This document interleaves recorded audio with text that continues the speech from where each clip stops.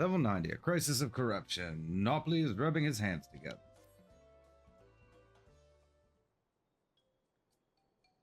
Hey, I recognize you. You're Zilly. Yes, I've heard about you. Companion to the third promise, a most dependable individual. Name's Nopley, and I'll have you know I'm a merchant blessed by fortune, if I do say so myself. Indeed, I believe our meeting today is no chance encounter, but the hands of fate guiding us for one singular purpose. The exchange of invaluable items at an unbelievable price. If I could direct your attention over here for just a moment. Feast your eyes on these crates of exceedingly rare and precious corrupted crystals. Beautiful, aren't they? They were extracted from remote regions of Eorzea and shine a brilliant orange hue, quite unlike your run-of-the-mill crystals, no? For you, I'm willing to offer them for the low, low price of 1 pel in the millions column. It's nigh a highway robbery at this valuation, but anything for a friend of the third promise. Sorry, I clearly misheard you. It almost sounded like you said 1 million. Not even worth a fraction of that price. But for such a low price, I'd be a fool to refuse.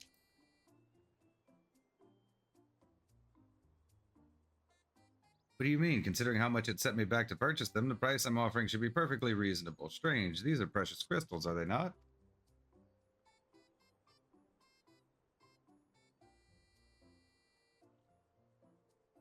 Just to be certain, these crystals are considered priceless treasures in Eorzea, right?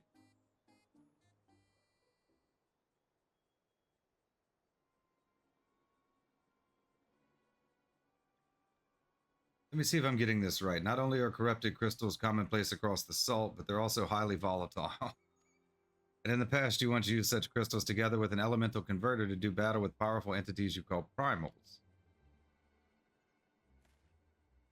What's more, you kept them in a warded container at all times to protect against their deleterious effects.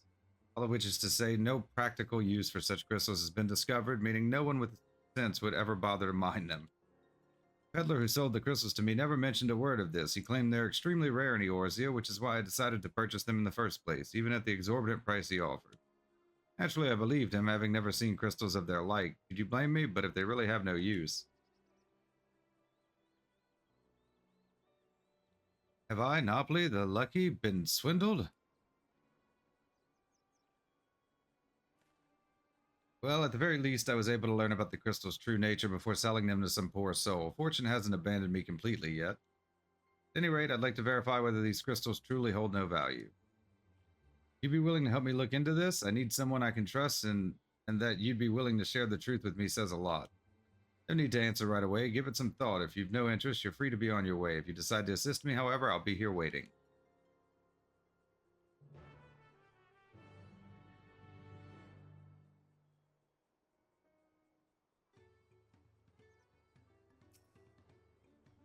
You're willing to help then? Wonderful. You truly are a kind-hearted soul.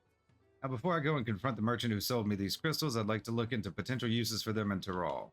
For instance, crystals are in high demand among Turali mages who make extensive use of them in their rituals. I just so happen to know a spellcaster among the distillery's guard. I'd like you to speak with them about the corrupted crystals and gauge their interest in purchasing them. In the meantime, I will see about procuring a container to ward off the crystal's harmful effects. Per your explanation, preparing an elemental converter with my skills is likely impossible, but finding the requisite materials for warding a vessel should be well within my abilities. The mage you're looking for is an individual of the Buniwa tribe. If you happen upon someone wielding a staff, chances are you found them.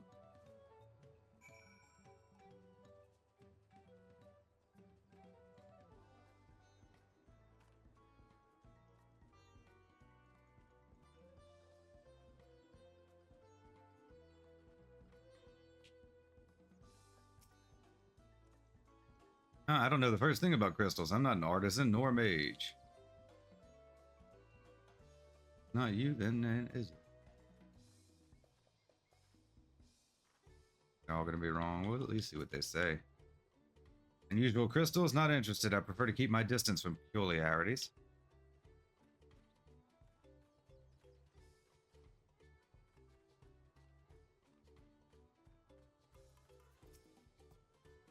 Intriguing. I've never heard of these corrupted crystals. As a practitioner of the arcane arts, I'll not deny they pique my curiosity. But I'm afraid I have no interest in purchasing them. If they're as volatile as you say, there is little to be done with crystals whose very nature can change on a whim.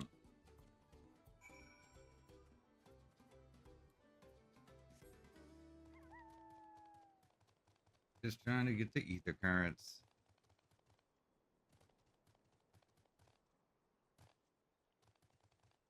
Oh, is that too high? Make it just too high for me to jump over.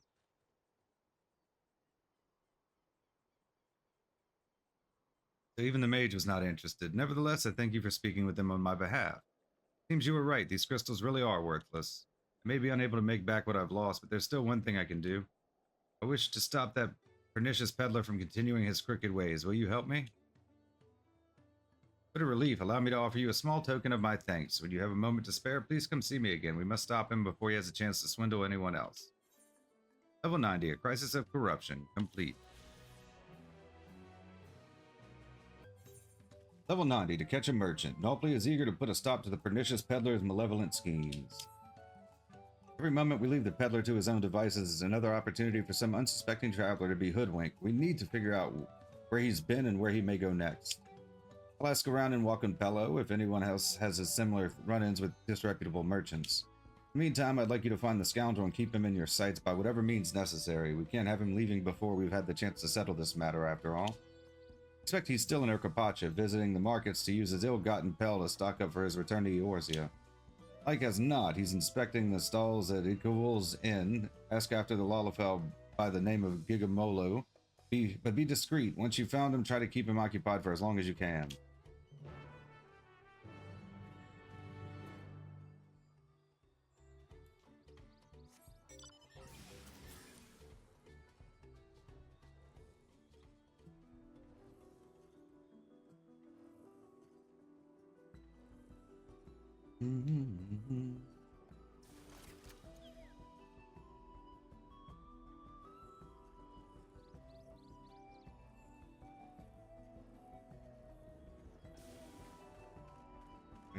Where is he?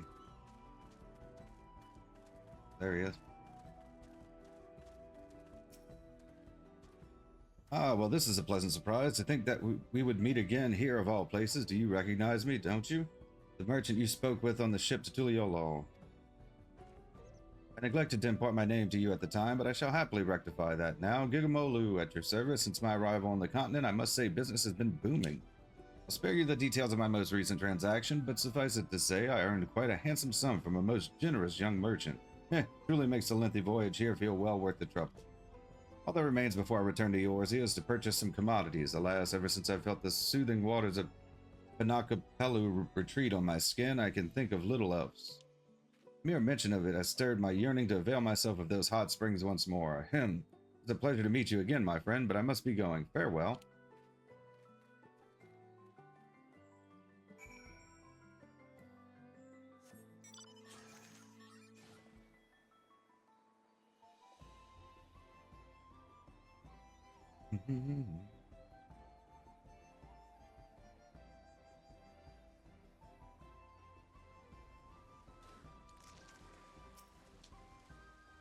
Oh, it's you again. Did you follow me here? Or perhaps you too have succumbed to the allure of these hot springs. The water is a perfect temperature and the view ravishing. All my worries seem to just melt away, though I suppose I've also Cavil to thank for that. He's been the perfect attendant, taking care of my every need. I'm surprised you're still listening to me ramble on. I didn't know better. I might think you came not to enjoy these springs, but to speak with me. Umolo is growing suspicious of you. Perhaps it would be best to speak with Cavil instead.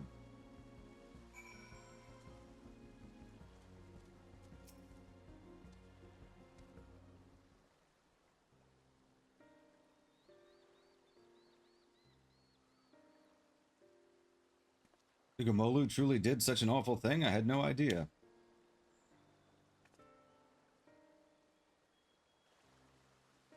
He only recently began to visit these springs and hired me to take care of odds and ends for him during his sojourns. I took him to be quite the affluent individual, the way he carries himself. My heart goes out to poor Naupley, but as a Pelu, I'm quite intrigued by Gigamolu's trading practices. Allow me to explain. Many years ago, we Pelu were looked down upon by the other peoples of Tiral, both figuratively and literally due to our diminutive stature. Chagrined, it is said our ancestors decided to start wearing masks made of the image of the most powerful Tiral Vidral, Valagarmanda, in order to strike fear into the hearts of all who looked upon them. Today, however, the meaning of the mask has changed. After becoming peddlers at the Dawn Servant's suggestion, masks have come to symbolize fair transactions. Indeed, they are now proof of our reputability. Instead of focusing solely on our own profit, we endeavor to make every trade mutually satisfactory. Countless years of doing so has earned us the respect of those around us, and we now very rarely experience any belittlement.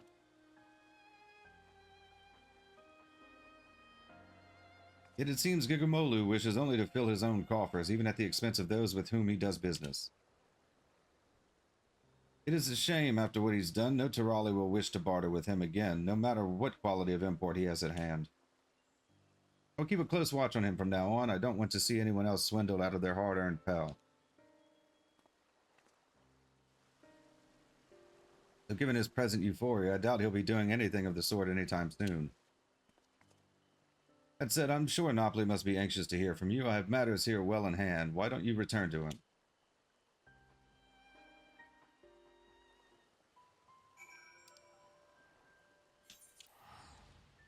Welcome, hello.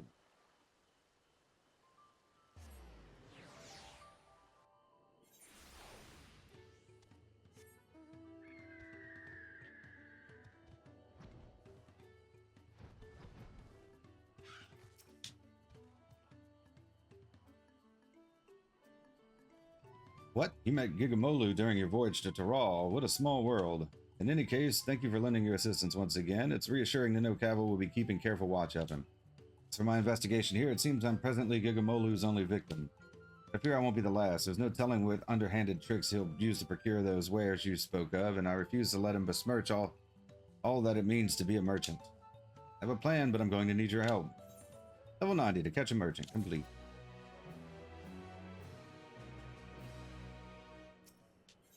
Level 90, finding bait. Napoli appears to be in deep thought. I'd like your opinion on something. Should word spread of Gigamolu's underhanded practices, it won't be long before there's not a soul in all of Taral willing to deal with him. How do you feel about that? Only natural? Serves him right? I'm not sure. Only natural.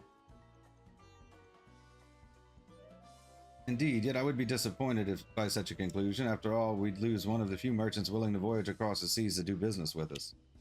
If he is to remain potential trading partner in the years to come, he needs to be made to see the error of his ways. I suspect a few words of warning will do little, however. He needs to be taught a proper lesson, to feel the sting of being swindled for himself. We shall make sure that he does, the Pelu Pelu way. First, we'll need an alluring piece of merchandise to serve as bait. Hailing from across the salt yourself, I can think of none better suited to finding something that might garner his interest. We'll look about and see what local specialties we have to offer. I should like to know if anything catches your eye.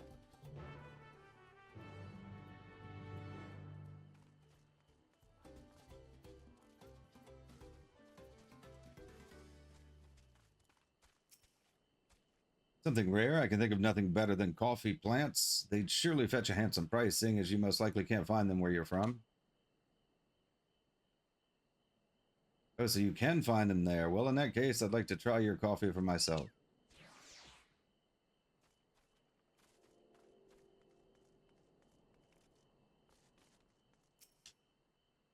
Local specialty, that's on the rare side. How about the popotos being sold at the distillery? It's one of the few vegetables that can be cultivated at these altitudes. Yeah, popotos. Oh, you already have popotos, aplenty in Eorzea. Well, well, I'll be. If they're popular across the salt as well, I couldn't be prouder.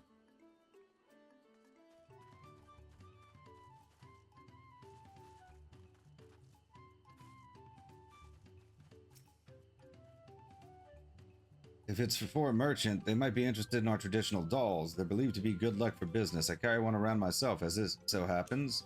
Whether or not someone unaware of its origins and significance will truly appreciate it is another question entirely.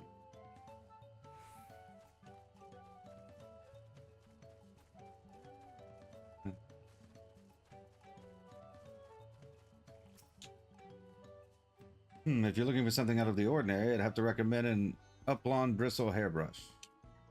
They're good to keep the alpacas free of fleas and help prevent skin conditions, among other things. And while you expect them to turn and spit on anyone tugging on their hair, the alpacas seem to enjoy the grooming. It's a simple way to help keep them healthy and happy.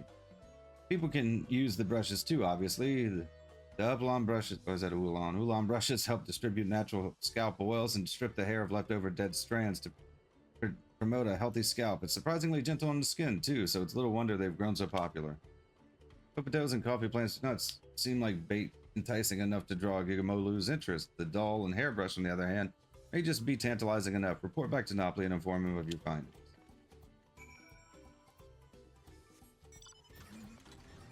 Nope, my car's stuck.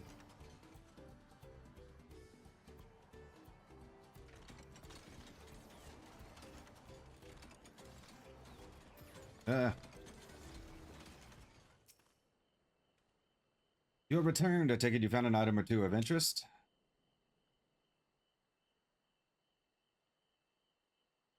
I see an Ulan bristle hairbrush and one of our traditional dolls. I must admit, whether such a doll would truly be desirable to an outsider is a bit dubious. I think it'd be safest to go with the hairbrush. My thanks for finding a suitable bait. Normally they go for 1 pel in the 10,000s column, but to teach our pernicious peddler a lesson, I'll offer him one for 1 pel in the 100,000s column. Lest you worry, I won't actually sell it to him. I'm just giving him a taste of his own medicine so he can come to understand why a fair and honest deal is so important to we Pelu Pelu. More importantly, I wish to convey something to him, merchant to merchant. So what do you say? Will you lend me your aid? Yes. Thank you. Let's give Gigamolu an offer he can't refuse. Level 90, finding bait, complete.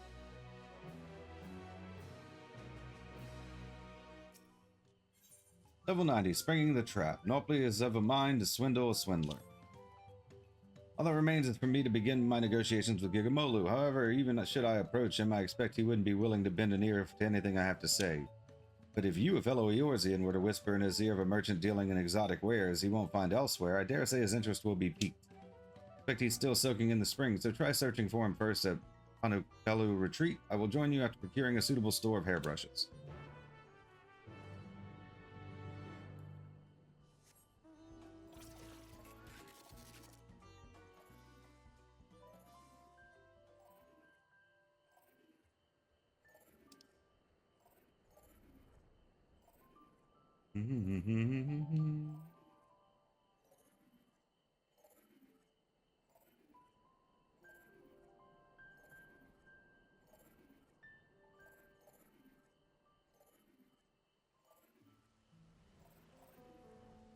Yeah.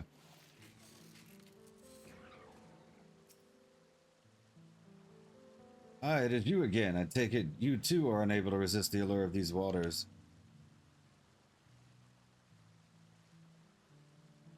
I see, and you wish to introduce me to this merchant of exotic wares? How thoughtful of you. I'm honestly surprised you remember that I've yet to find a suitable goods to take back to Eorzea. Very well, I shall meet this merchant, but I can hardly sit at the negotiating table in little more than a bathing towel. Pray wait for me below while I make myself presentable.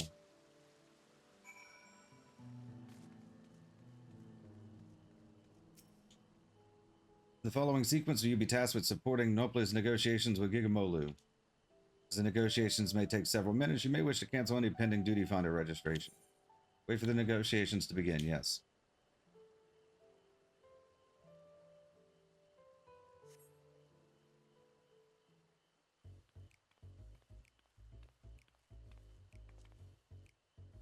Thank you for waiting. Now, where is this merchant you wish to introduce me to?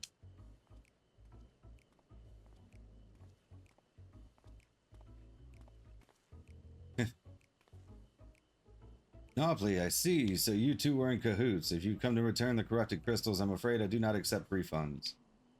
Didn't Zilly tell you? I'm here to make you an offer. Make me an offer? I wasn't born yesterday. Whatever it is you're planning, I want nothing to do with it. Pelu Pelu strive to bring others happiness through trade. You did deceive him.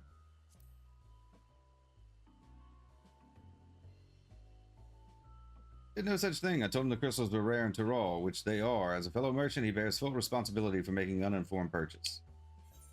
Pelu Pelu strive to bring others happiness through trade.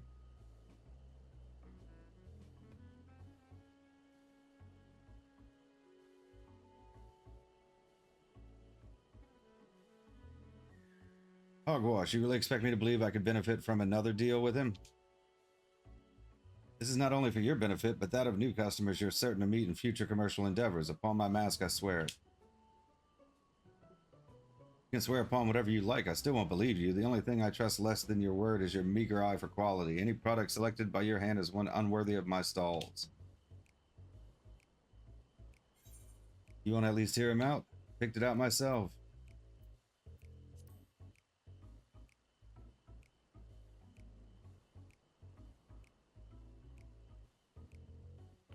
You selected it? Well, now that changes things. Considering your wealth of experience in both Eorzea and Tyrol, yours are eyes I can trust.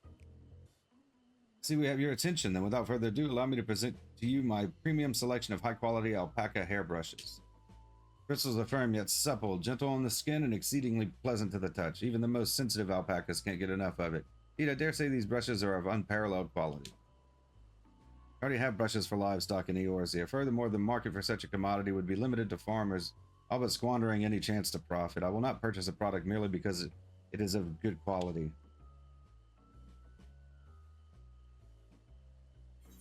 Why not introduce alpacas to the Eorzean market? What if you could use it on your own hair? Transporting animals seems difficult. I must admit, as a merchant, it is important to always make oneself as personal as possible, yet I am confused as to why you would ask. Ah, so people can use the brush as well. Then may I try it for myself? If it is a quality product for men and women of good taste, then the potential market would expand considerably. An exotic luxury item.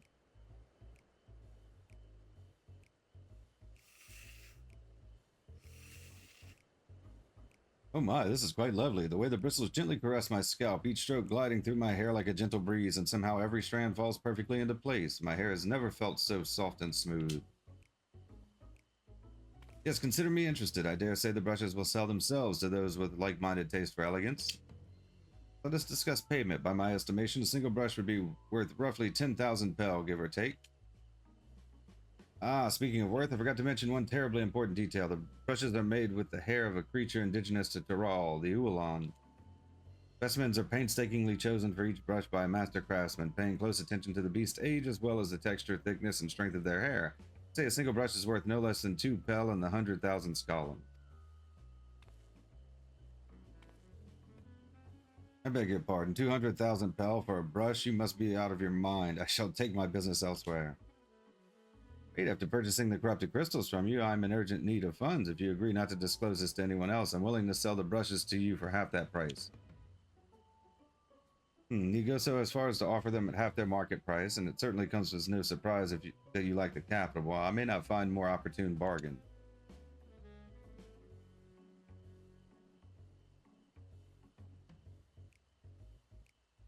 Very well, you have yourself a deal. I shall use all the pel I have on hand to purchase as many brushes as you can offer.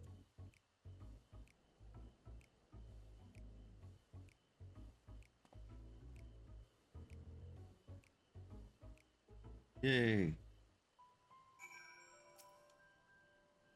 Now then, let us return to my storehouse in Wakanpelu and finalize our transaction. I trust that it's fine with you, Yugimolu.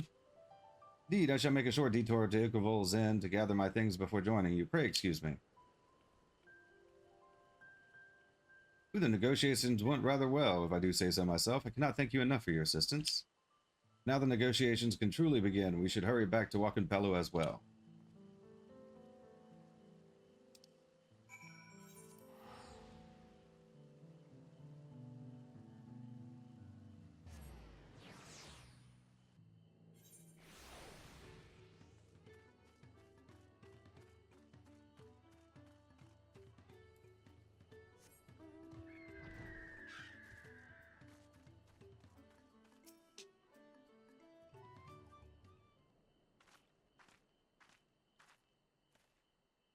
There you are. Now that we're all assembled, let's continue our discussion.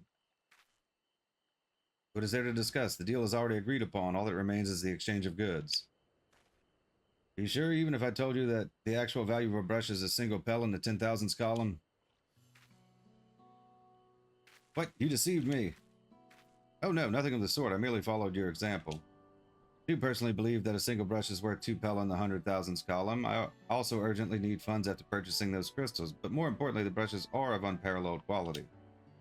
I think I would be outfoxed by the man I took for a fool, yet why tell me true value now? Had you remained silent, you could have made back all the money you lost.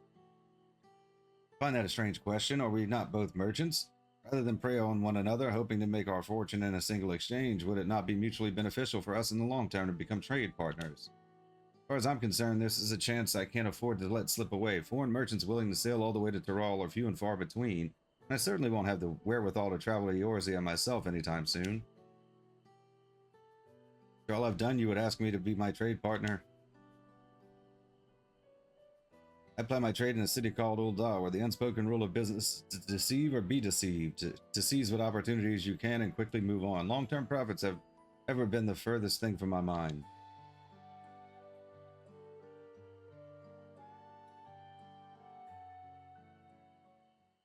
When I first saw you, Napoli, I could sense your naivety. Thus did I approach you with the mind to exploit it and pawn my worthless corrupted crystals into your eager hands. At the time, I thought it was simply business as usual. Yet I am wholly embarrassed by the thought of it now. That you would use this same ploy against me and for even greater profit makes it all the more shameful. Napoli, I am truly sorry for deceiving you. I shall return all the money I took from you, make what amends I can for the trouble I've caused. I do not deserve your forgiveness, let alone your partnership, and if you're certain that this is the best course. I am, but forget about the money. I'd like you to bring back more of those corrupted crystals. If I can find some use for them, we'll have a product that can be easily sold for a premium, and we can come to the market here and corner the market here in Taral. I'm happy to oblige, but until such time that the crystals become profitable here, I could not proceed in good conscience with a product we can both benefit from. If it please you, I'd like to explore our options.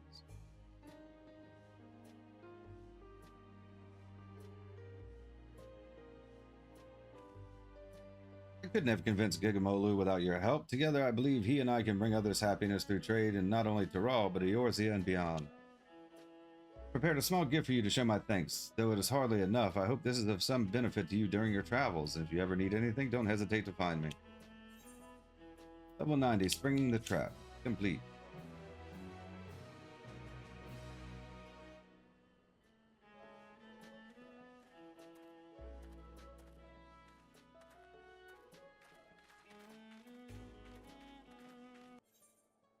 Flame burns no more. Level 90. Murfurler regards you with a mixture of reverence and uncertainty. Great and mighty Zilli, I've heard tell of your victory over Valagarmanda. Protected our land, and for that I, Murfurler, express my deepest gratitude. I wish only that I could have seen the battle with my own eyes. The warrior of the Yakyoi, I cannot fathom how one of your diminutive stature laid low the fearsome sky ruin. Thus do I ask you would demonstrate your martial prowess. Thank you for this honor. Of late, hulking monsters have been sighted south of the Shades of Grief, endangering all who travel along the road. Bid you snuff out this threat, that I might see for myself how you subdue your foes. I shall go there now. Join me when you are prepared.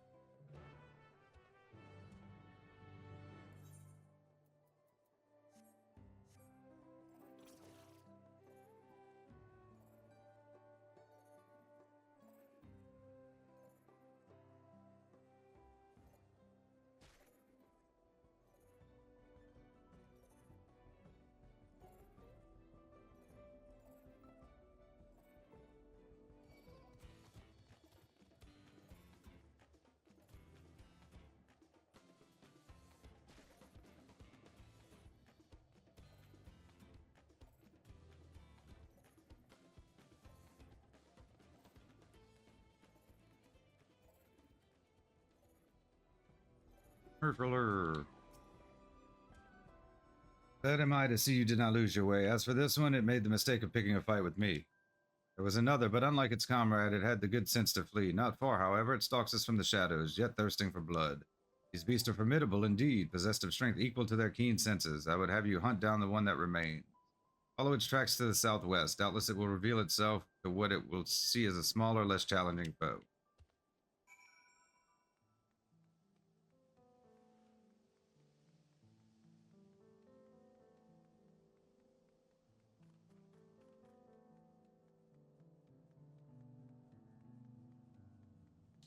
Did I kill it?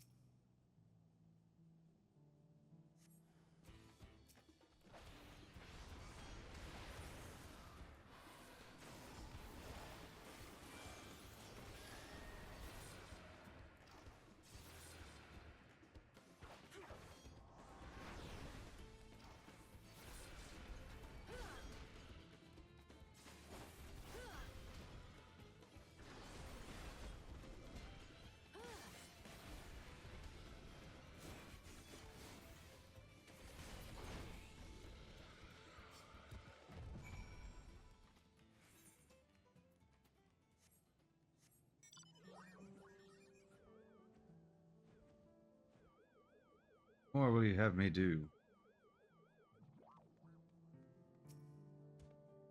Impressive. Not once did you falter before the towering Wallapan. Quick to react and adapt, you were indeed. Yes, I've seen all that I needed to see. Now that the threat is no more, let us return to Warlord's Echo.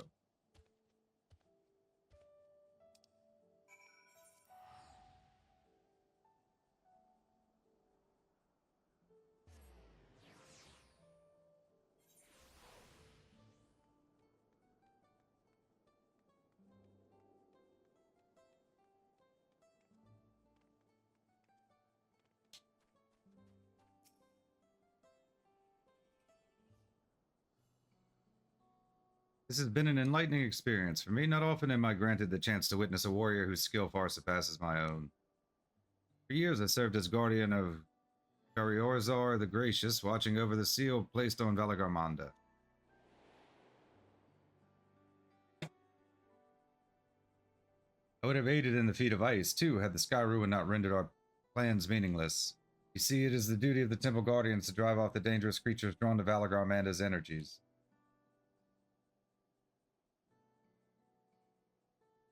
At times, it was all we could do to shield the frozen Vidral from swarms upon swarms of beasts. But now that Valagarmanda has been laid low, we Guardians have nothing left to guard.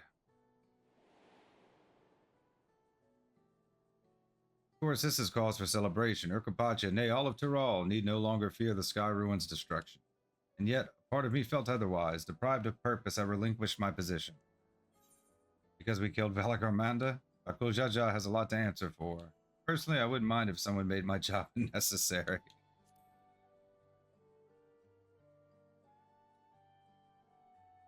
I did not mean to suggest I blame you for my woes. Were it not for you, I would surely not be standing here to bemoan my plight. At any rate, I thought seeing you in action might move me to seek my next passion, or at the very least provide inspiration for new combat technique. But given your soft features, I remained skeptical until I observed your power firsthand. I would also be remiss not to praise your economy of movement, always thinking ahead, looking for the shortest route to victory. Calling has led you to develop such commendable skills.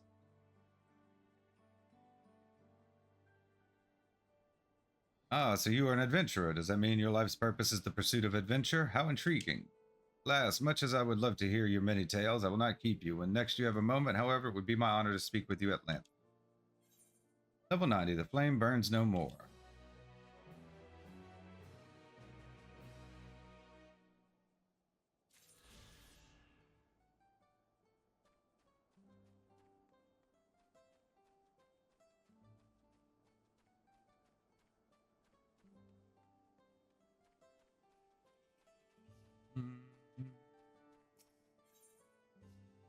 Level 90, an illuminating ritual. Gorlor is eager to lighten things up around here. Hail, visitor. Care to partake in one of our customary rituals? Fret not, for your part to be played is a simple one. See, the illuminations here in Warlord's Echo make use of glowstones, a rare and precious mineral found only through mining. On occasion, we offer our prayers in the hopes that our light remains strong and bright. First, I would ask that you raise a hand to the saltwater jar and pray for light everlasting. Strange though it may seem, I assure you it is a necessary step in our ritual. Now, great warrior, slayer of Valagarmanda, open your heart and focus.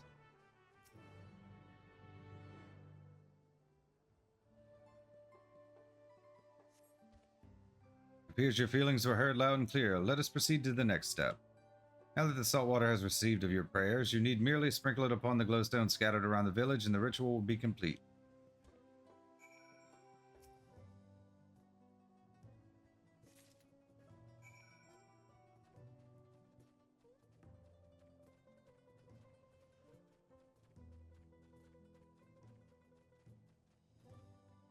Glowstones.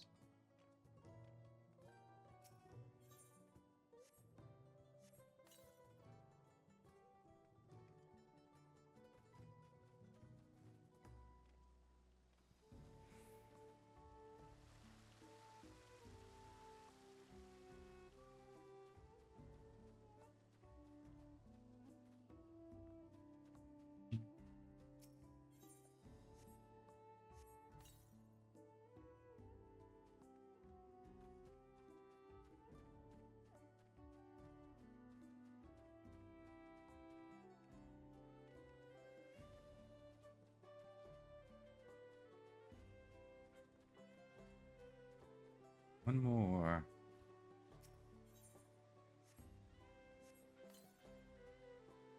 All right.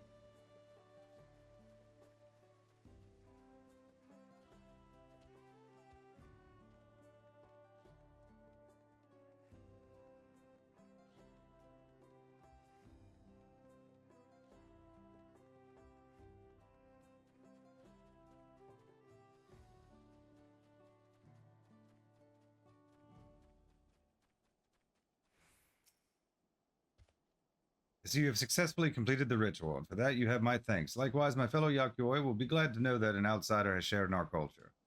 Mining the peak for glowstones, we occasionally discover shellfish fossils. Some have wondered if perhaps this tall mountain was once submerged beneath the waves many long lifetimes ago.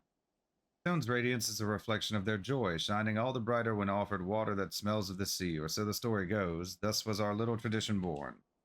Knowing that it is the will of a great warrior that now illuminates our humble village, our spirits are sure to lighten as well. Suffice it to say, we are fortunate indeed that you were willing to join in our prayer with an open heart. May the light of the glowstones ever guide your steps. Level 90, an illuminating ritual, complete.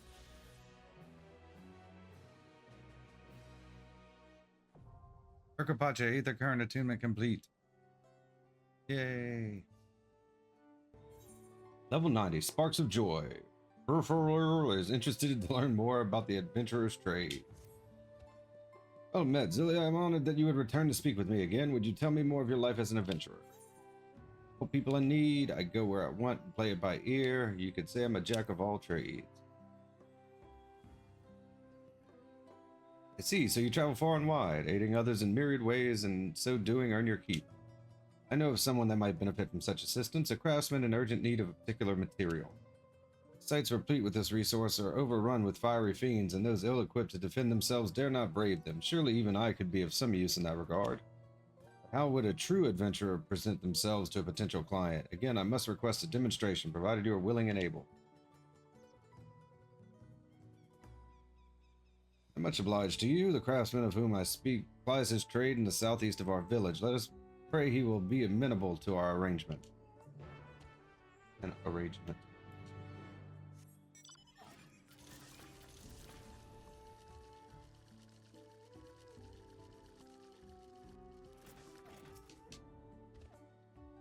So this is the adventurer showing my old friend the ropes, eh? If you're willing to fetch me materials, I'd be more than happy to pay for them. What I need is Noryor obsidian, the more the better. To be clear, this is my trial to undertake. You need only point me in the right direction, and I shall do the rest. If you are ready to proceed, meet me at Noryor Gorna.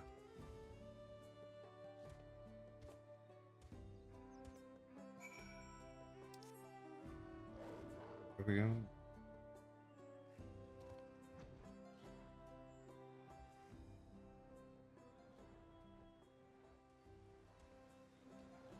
Oh, so this is a continuous quest in order to unlock the Yakyoi.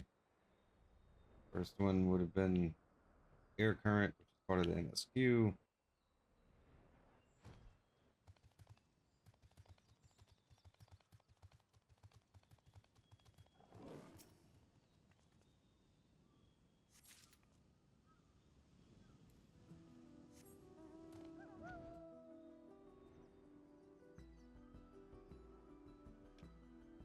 Okay.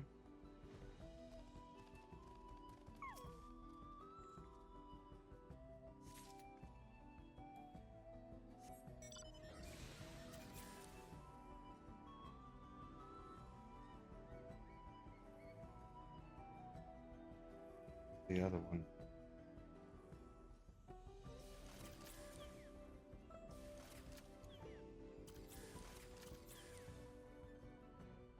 Say something. There it is.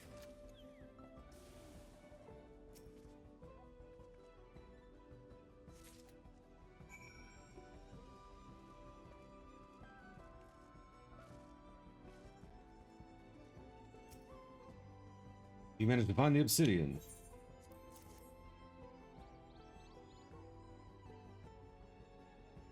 How captivating its ebon luster. These pieces are of superior quality. From watching you, I've learned the importance of carefully inspecting one's surroundings. Now it is time for me to put your teachings to the proof. Meantime, I ask that you return to Warlord's Echo and let our client know I have this matter well in hand.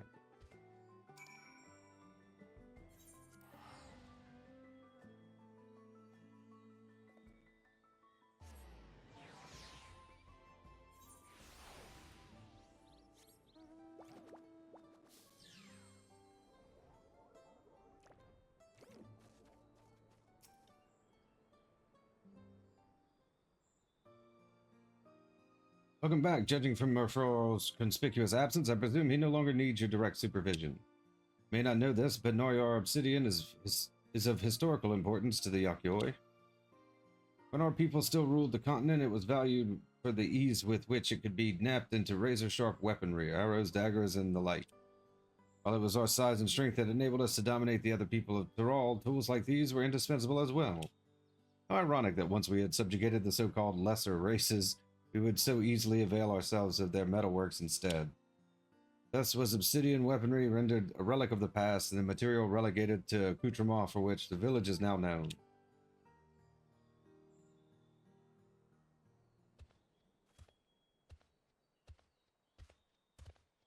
Forgive the interruption, but I have returned. I hope this will be enough for your purposes.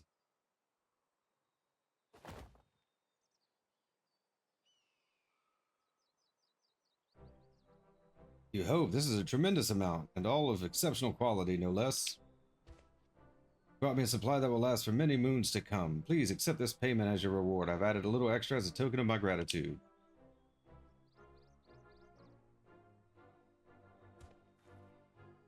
Divide it as you see fit. You have my deepest thanks.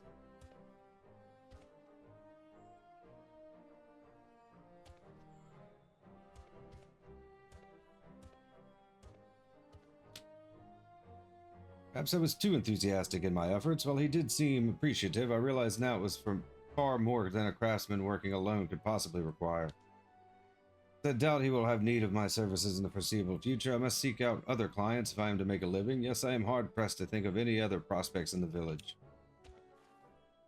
But of course, this is why you travel, to meet new people and find new opportunities. And let us move on. This experience, too, has been enlightening, and besides, I still need to give you your share.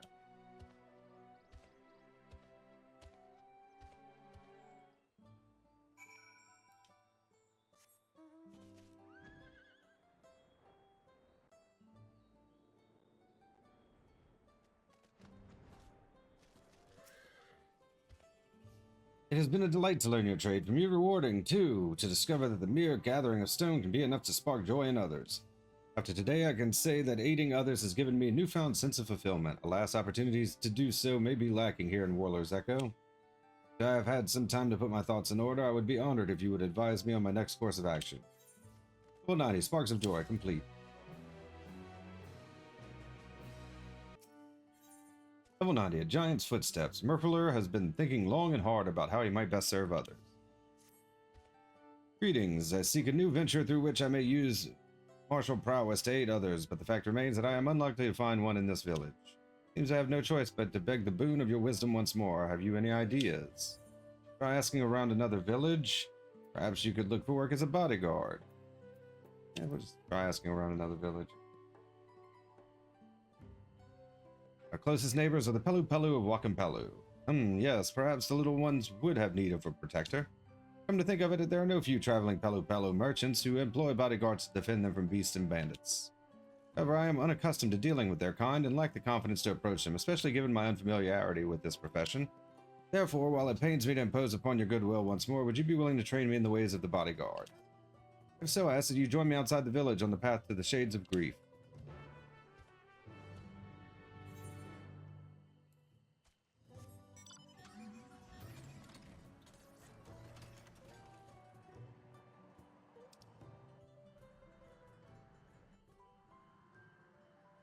I had to start this one over because we got disconnected.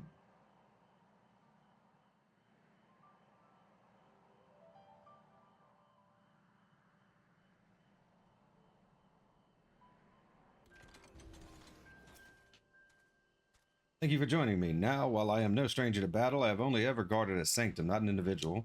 Therefore, I propose that you act as my bodyguard, that I may learn from your example. We will together travel this road to Shades of Grief.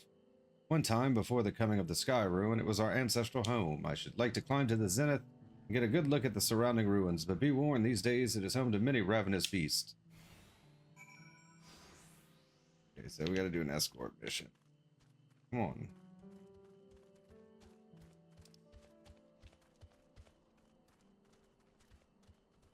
Can't let him get too far.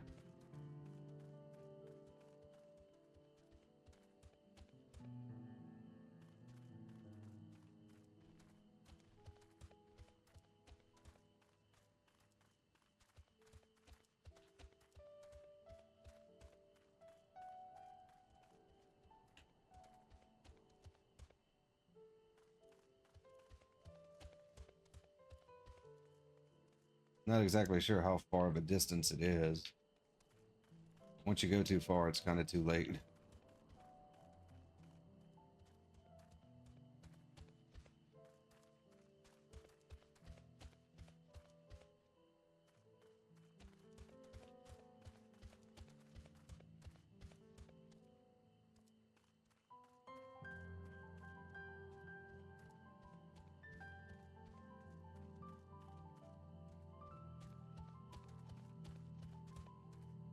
That's probably going to attack.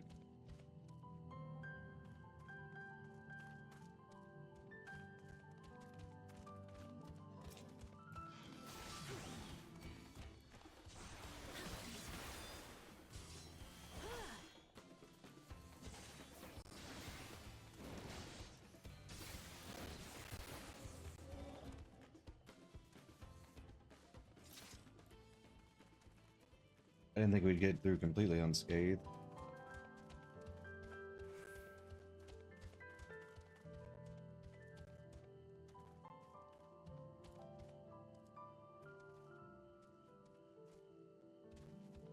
Come on.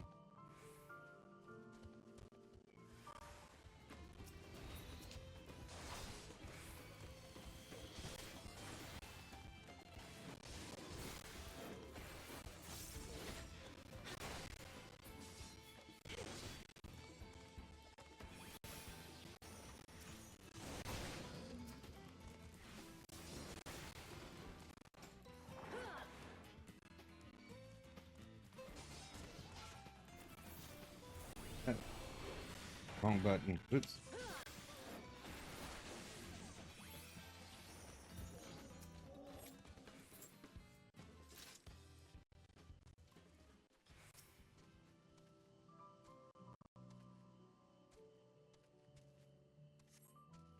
Behold these forlorn ruins abandoned for years upon years. There is much I would recount to you, but it is unsafe here. Let us venture instead to the cliffside.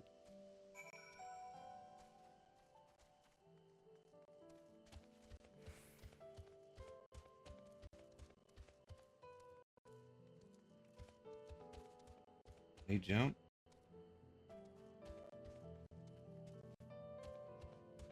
Okay. It's all laggy. Why are you so laggy?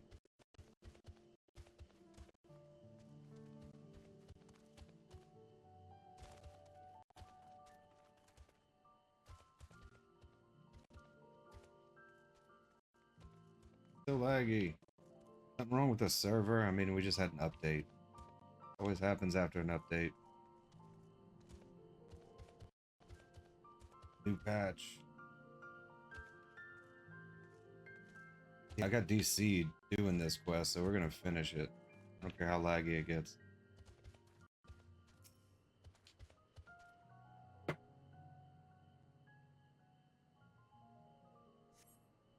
You survey the area, but there are no imminent threats as far as you can see. There are a great many elements to consider, maintaining awareness of my client and our surroundings, particularly potential avenues of attack, all while keeping a brisk pace. In contrast, standing watch over a frozen Vidral was far less complicated. Perhaps you wonder why I chose this place for our destination. Look below, the Pelu Pelu village is within sight. Our homes were once connected by a mountain road when we were their oppressors. Till Galul Jaja put an end to the practice, we demanded yearly tribute, and in exchange granted them our protection. Protection racket. The other Pelu Pelu have not forgotten. The memory of my kin as towering tyrants haunts them still. Times have changed, and now we treat with the Pelu Pelu as equals. I hope to one day live on in their memories as gentle guardian, but... forgive me, my idle musings are of no moment. Let us return to Warlord's Echo.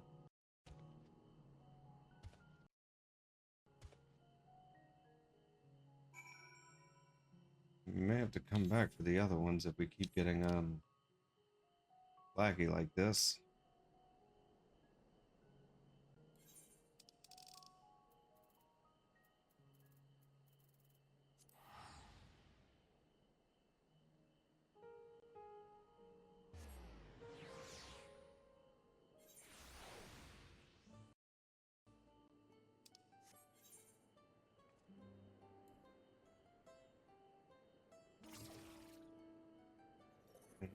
Forgot it was close. Ah.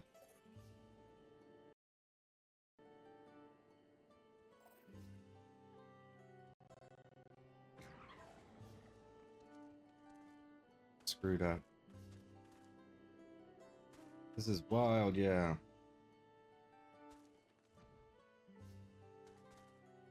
This is, yeah, it's almost unplayable. We're gonna finish this and we'll have to come back for the rest.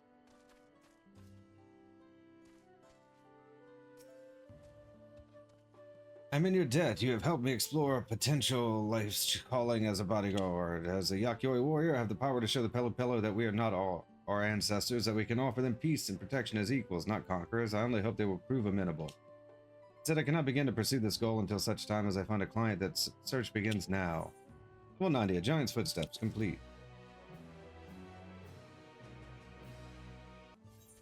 Level 90, resolve reignited. Murpler has finally drummed up the courage to start his new career. This time I formally offered my services, and if it is not too much to ask, I would like you to bear witness. While the Pelu Pelu who visit Warlor's Echo do so primarily to sell their wares to us, we sometimes see fishers passing through on their way to Carver the First. Regardless of their trade, surely there is at least one who will have need of my protection. Come, let us ask around.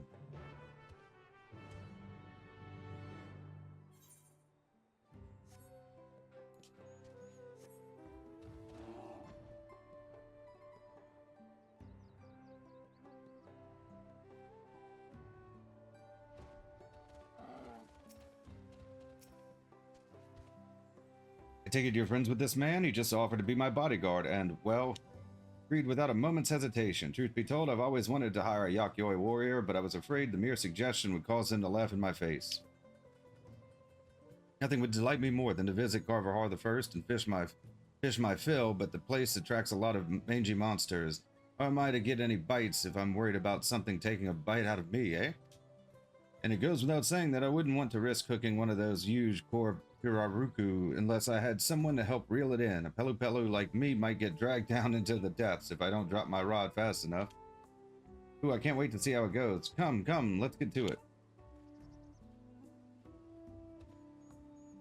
I've heard that the unstable energy surrounding the lake seems to attract dangerous plant-like creatures. As this is my first bodyguard commission, would you join me? If I fall short in my duty, I should take comfort in the knowledge that you can defend the fisher in my stead.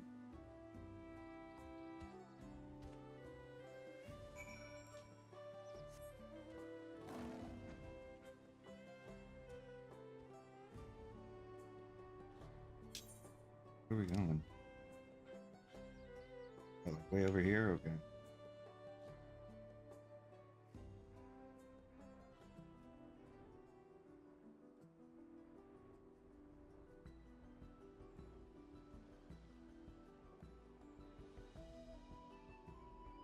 Alright, well, at least we're making some progress. It was so laggy the last time we tried to complete these missions.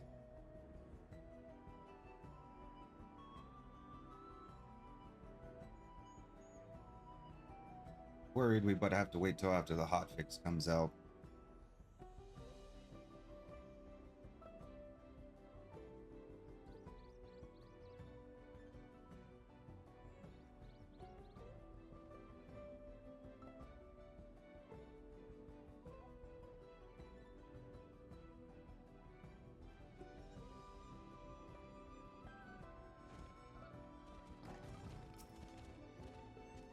There you are. As you can see, I've already dispatched one threat. It seemed strangely aggressive.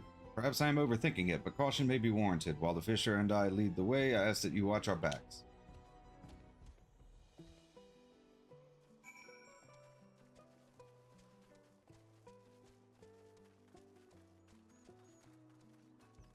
Just in the area, or do I have a destination?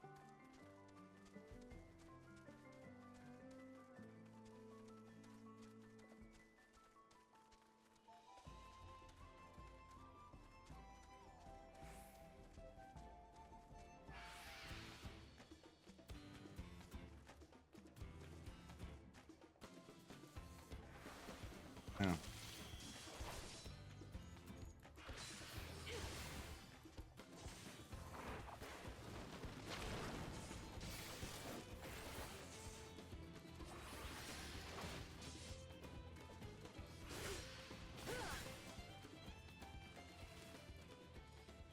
Wasting time. Any further down? Those are these? Okay. It's a fate. You know the presence of a morbid seedling, yet see no sign of the creature that spawned it. Help! Cry from the Pelu Pelu fisherman rings out from the west. The silence which follows bodes ill.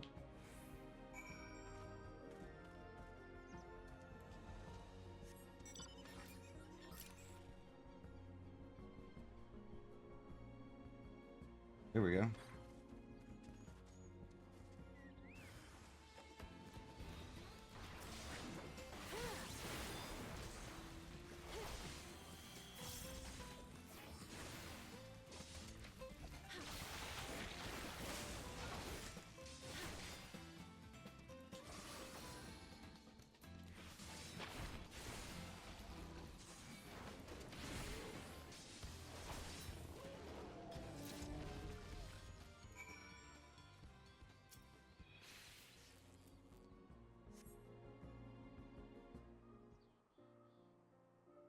Forgive me, it seems this task was too great for me alone.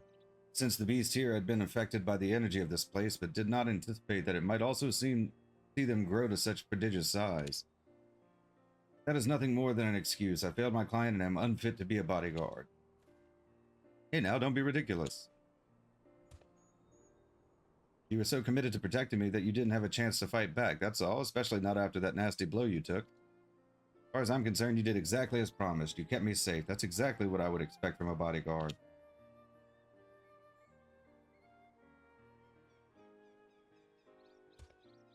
I suppose it is a matter of perspective. How would you evaluate me?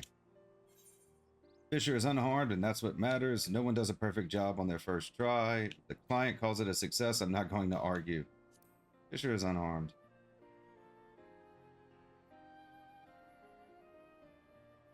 You're the woman, sure, there's always room for improvement, but overall it's a passing mark. Now then, with that brute out of commission, we ought to enjoy some peace and quiet for a while, yes? Settles it. I can't afford to let this opportunity slip off the hook. I'm going to fill my bucket while I still can. Even after that harrowing experience, you remain undeterred. You've a strength of will that rivals that of any Yakyoi.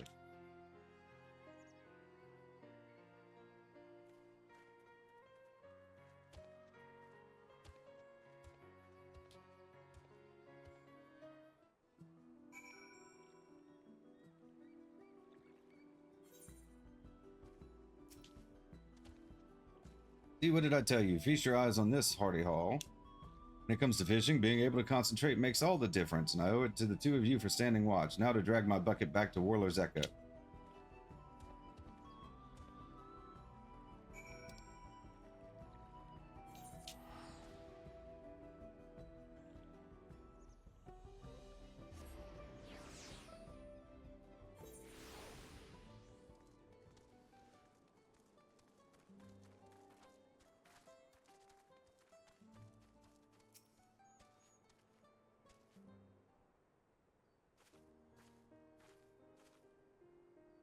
I see you've returned. Though I made a fool of myself, you stepped in to pick up the slack, and for that I must thank you.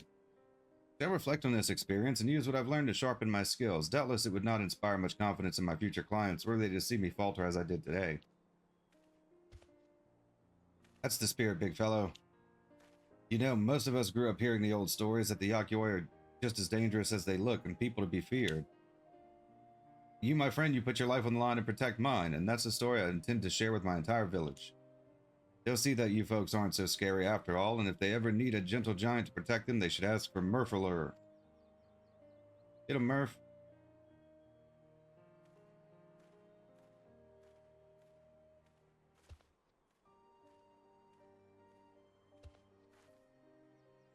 I know not what twist of fate led you to me, but I am grateful, not just for today, but everything you have done to help me. Hearing that fisherman's words, I realized the true reason I felt compelled to relinquish my post as Temple Guardian.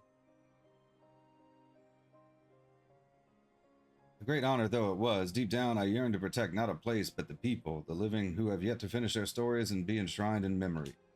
Rest assured your efforts to teach me will not go to waste. Henceforth I am Murphalur the Defender, and I will do everything in my power to build a relationship of trust with our good neighbors at Pelu Pelu. Level 90, Resolve reignited. Complete. Press complete.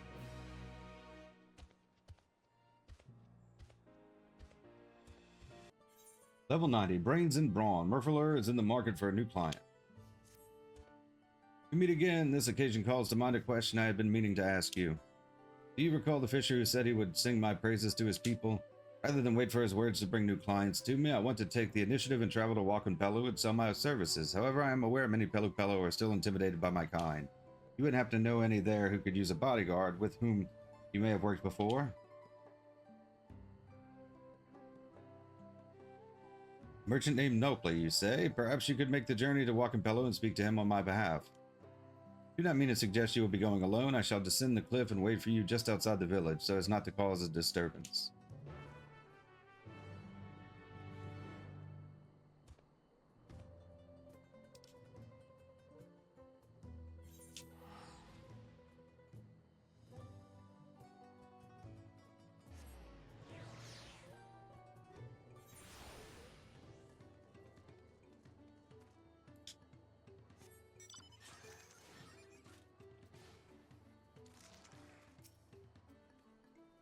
Well, if it isn't Zilly, thanks again for helping me work things out with Gigomolu.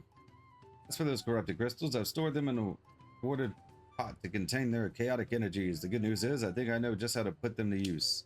Alright, enough about me. Is there something I can do for you? Murphalur the Defender, of course I've heard of him. He's the Yakyoi who saved one of our fishermen, right? Everyone has been talking about it. Would love to make his acquaintance. In fact, I might even have a job for him. How soon can we meet him? What do you mean he came down the cliff? Well, these Yakyoi is something else. In any case, if he's nearby, then now is a good time as any.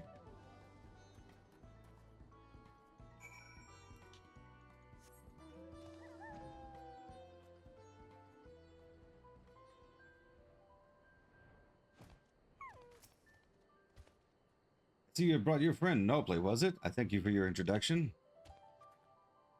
Nobley, I'm told you are a merchant by trade. If you should have need of a bodyguard, I would gladly offer my services. Hi there, Murphalur. You know, I'd heard the rumors, but now that I've seen you in the flesh, I can tell you're every bit as stalwart as they say. This might just be a golden opportunity for us both. You see, I want to make a deal with the folks at Chirwigger Saltern. Thing is, the Chirwigger are famous for bullying the weak into buying their salt at outrageous prices. The word no tends to invite vicious neck throttlings, or so it's strongly intimated.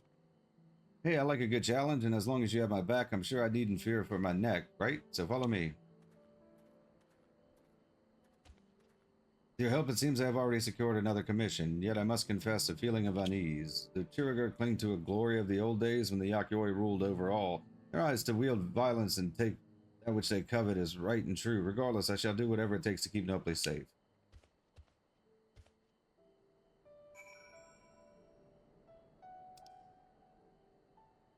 Where are we going? Way down here?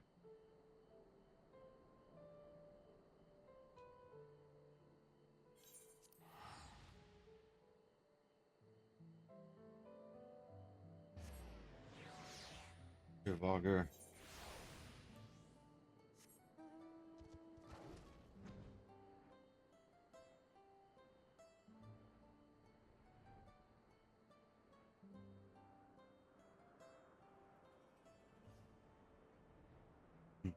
Mm-hmm.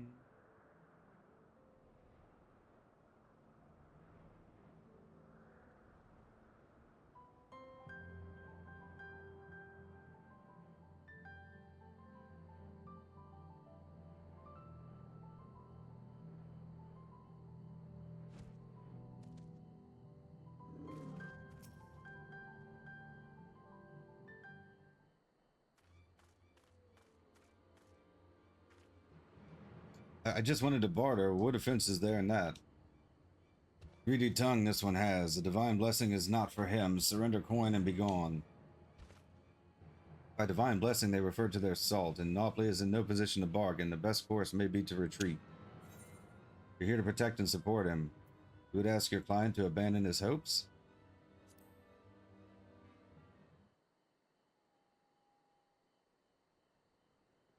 I see now, my duty is not only to ensure his safety, but ensure his success as well. Yes, I know what must be done.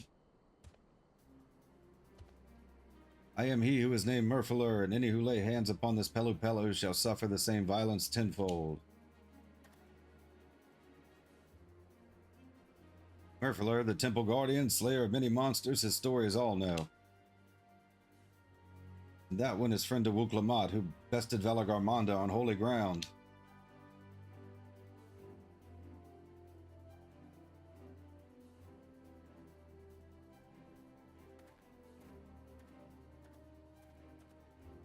Terribly sorry about this. I didn't mean to pressure anyone. Let's see if we can negotiate an agreement, and if not, the three of us will be on our way before you know it. Of course, I wouldn't waste your time if I wasn't confident I could offer something worth your while. We all know the flames of Valagarmanda linger on in these parts, yes? I have to imagine all the everlasting fire would have less than desirable effects on your crops and livestock. That's why if you're forced to sell your salt at such high prices, right? You have to make a living somehow. What if I told you could use these corrupted crystals imported from distant Eorzea to solve your woes? These crystals have the ability to change the elemental aspect of natural energies. By constructing a series of converters, you could turn those undying flames into nutrients for the soil and all sorts of other wonderful things. The possibilities are endless. We offer miracle crystals for salt. Words of gold hide black intent. Any merchant who wears this mask is sworn to uphold the peddler's code of honor. We Pelu Pelu pride ourselves on spreading the joy through trade. This little trader protects his reputation with the same ferocity as you who protect the Holy Land. See his truth and heed his words.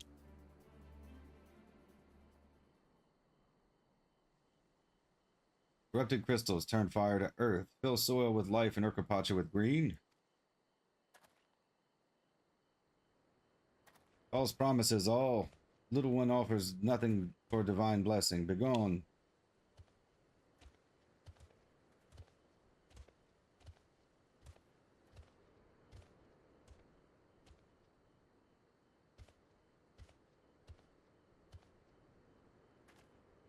I will trust and trade divine blessing for your crystal.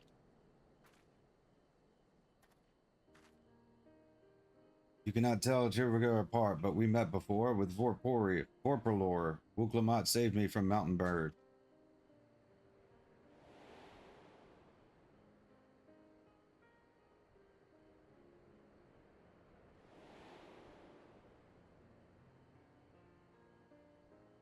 I remember her and our debt. The trader speaks wisdom too. He is worthy. I ken they are slow to change, proud and afraid, but not forever. With time comes truth and proof and trust.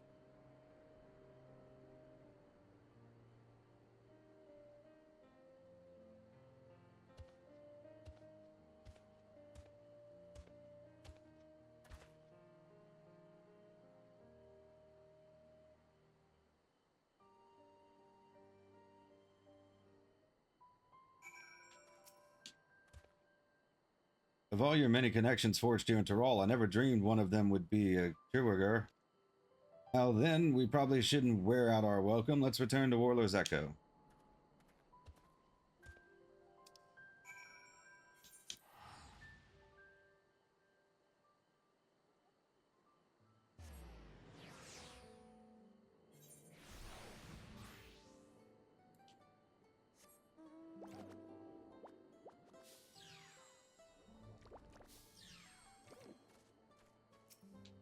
If that didn't go as well as I had hoped. I'd only managed to trade one measly crystal for a fistful of salt. If we look on the bright side, it was a small yet crucial step towards building a trade relationship with Chiriga Saltern, and to me, that's the biggest, wildest success I could have ever hoped for. Next step, stock up on all different kinds of corrupted crystals from Gigamolu, then try my hand at building an elemental converter. I just know I can find a market for these things one way or another. Plus, once the Chiriga see actual results, they're sure to come around. Yes, this is all thanks to you, your seemingly endless cavalcade of acquaintances. Last but certainly not least, I'm grateful you were there to protect me, Mofalor. Meeting them in person was a lot scarier than I thought it would be, and well, were it not for you, I might have lost my nerve completely. Likewise, I was moved by your impassioned pitch. As a bodyguard, it was an honor to support such noble aspirations. Ah, you're making me blush. Anyway, I dare say I have plenty more work to offer you in the coming days, assuming you're up for it, of course. Really, it was you who gave me the confidence to pursue a new line of work, and for that I will always carry your memory in my heart. I pray you carry mine and yours wheresoever your journey takes you. Level 90, Brains and Brawn, complete. Quest complete. Level 90, Frosty Neighbors. Farafar seeks a skilled hand for an enormous task.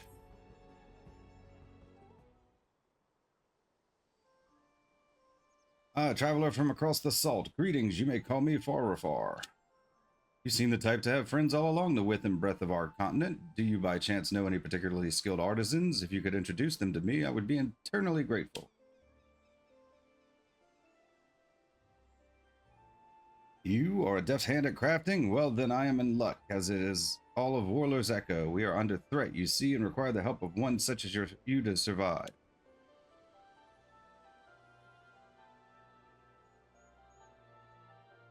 A great avalanche has swallowed a place known as Zergerter at the Open Armed, once home to a sacred altar and its keeper. Although thankfully uninhabited at the time, I fear this was no accident.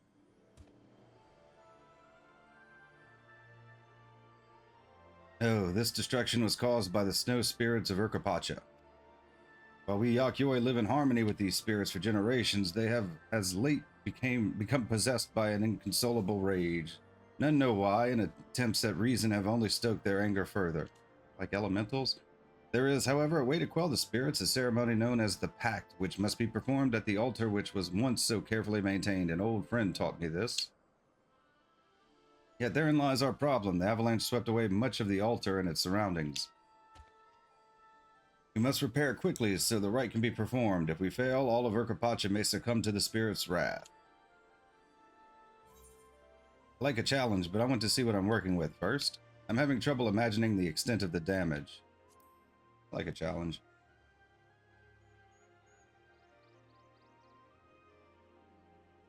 That is to be expected. Very well. Let us visit what little remains. It will help you understand more clearly what is at stake. To the south of Warlor's Echo, you will find stairs leading to the ritual site. The guard at the top will allow us passage up the mountain.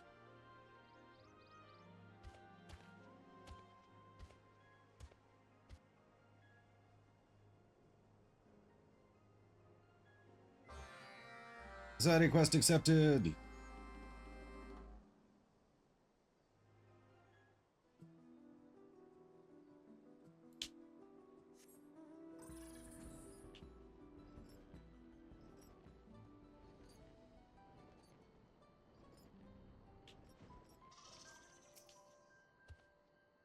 You came. Good. Before we cross the pass, might I ask your name?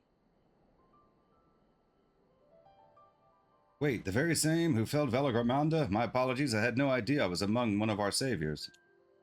Not that I was doubtful before, but I suddenly feel much better about our chances for success. Come now, our destination is not far.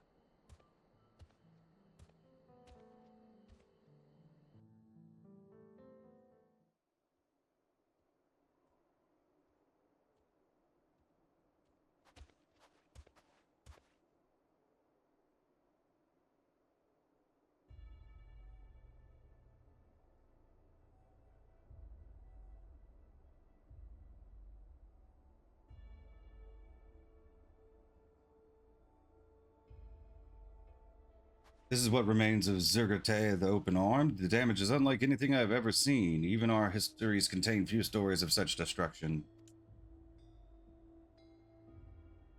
The structure at the far end is the breathless altar where the ritual was performed, although to see it now, one could hardly guess what purpose it served. Do you feel that? Something beyond the usual chill in the air?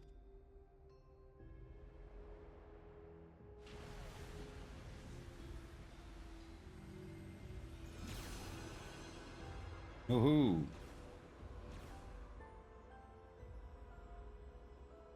Sure.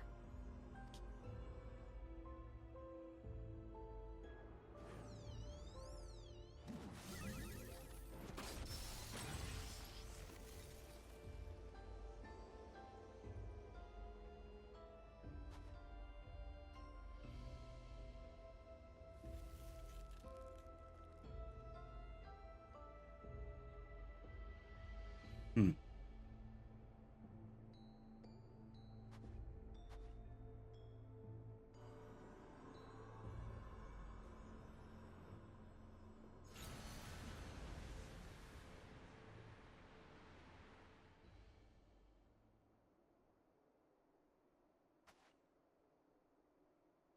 They left, thank goodness. To think they would be so bold. You have seen now the frenzy which grips them, yet they looked almost frightened by you. Have you encountered the spirits before? You bested them during the feat of proof. Well, I should expect no less from one who defeated a Turol Vidral. If you are even half as good at crafting as you are at fighting, I believe we are in good hands. And even if the spirits are felled, they will be born again when the next snow falls, and they will rage. Fact is the only way we can set things to rights. Yet even if the altar were whole, there are none left who know how the ritual was conducted. Torgor was the final caretaker remaining and a dear friend of mine. However, before the avalanche buried all this, her body was lost in a tragic accident. But little I know of the pact, I learned from her. I never encouraged her to speak more of the sacred practice, but now I wish I had. I must make up for my lack of curiosity. I will learn how to appease the spirits in Dawntrail's stead.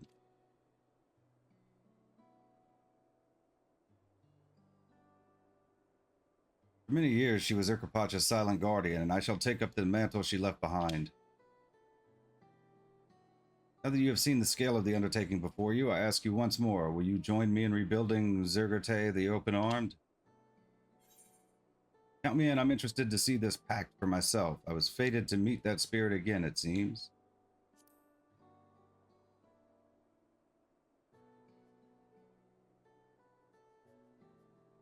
Thank you, you have given me hope in these dark times. Before we get started on the altar proper, we should first restore the building where Dartagor lives so we might have shelter.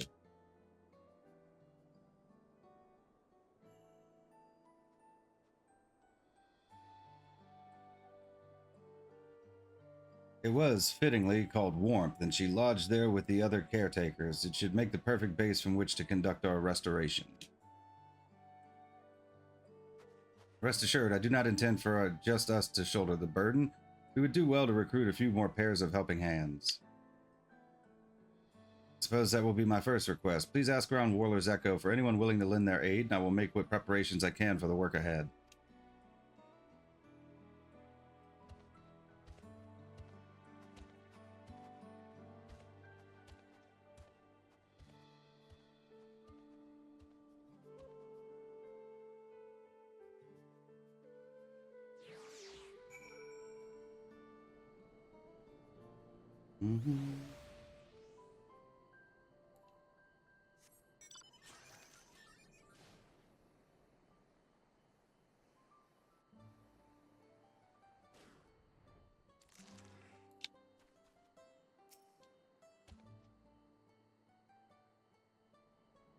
The avalanche caused all that damage? I see. You know, I spoke with Dartagor once, some years ago now. Said she lived alone in the mountains and was the sole keeper of an altar up there. Despite her solitary life, she seemed a bright and kind soul. I was saddened to hear her body was lost when she suffered that terrible fall. I had always hoped she would visit again and tell me more about her unique experiences. Although I only met her the one time, I will not soon forget Dartagor. To honor her memory, I pledge my aid in Zergate the Open Arms reconstruction. My trade is carpentry, but I am ready and willing to help wherever it is needed. I shall speak with Far to see where I can be of use.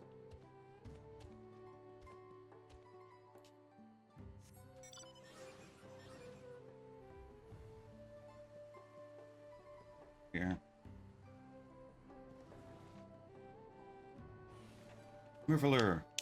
Murph. It has been too long since we last met. I am come here with Nopli to trade, but the people seem unsettled somehow. Ah, the spirits. That explains why we were attacked by a group one snowy day not long ago. We greeted them kindly as usual, but were assailed with icy magic without warning. I had no choice but to drive them back or risk Nopli's life, but the incident has been troubling me ever since. They are our neighbors here in Urkapacha, after all, and we have lived in harmony for so long. I take it that's why you're recruiting others to your aid? You never change, do you? Always eager to help those in need? Fortunately, the life of a merchant demands that we don't rest our feet for too long, but perhaps we can send others your way, only the best, of course. We promise to share what you told us today with anyone whose ear we can bend. Now let's be off, Murphaler.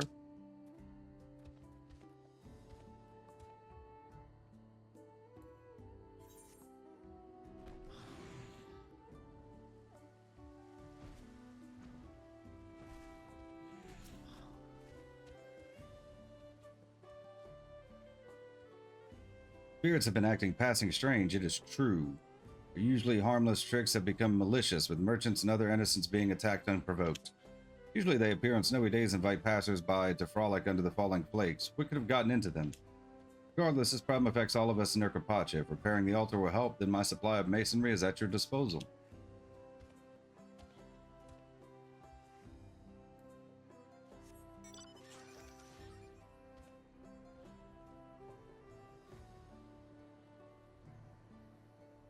In here. Okay.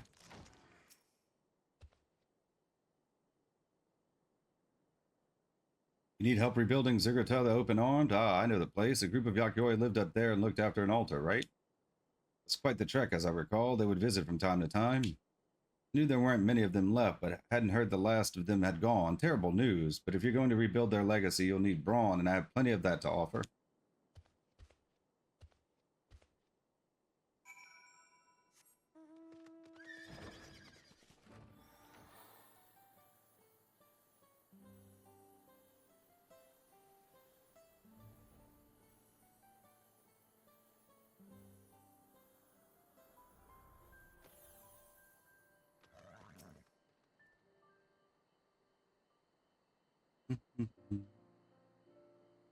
You did well. I think we have a dependable crew to get started with. Bjorger here seems especially eager to pitch in.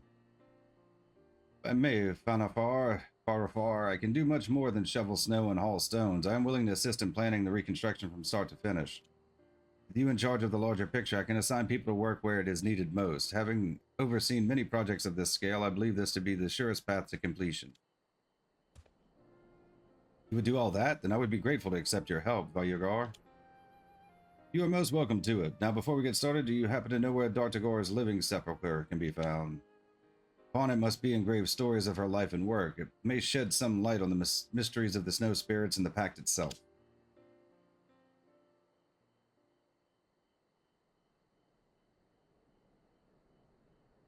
It was likely erected near the altar, but if so, then it too may have been buried in the avalanche.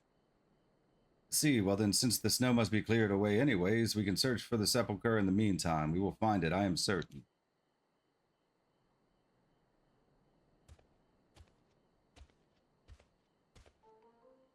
Oh, there you are. You're the ones rebuilding the altar, right? Nopli told me you needed more help. When I saw how fearlessly he wheeled and dealed with the Chiwarger, I knew I had to become his pupil in trade, and so here I am. Consider me Nopli's eyes and ears. If you need someone to make deals with other merchants or procure supplies, then leave it to me. I know Nopli has been making a name for himself as of late. If he vouches for you, then welcome aboard. This project is off to a better start than I ever imagined. We have all the help we need and then some, so now is as good a time as any for the hands of Zergate to rebuild warmth.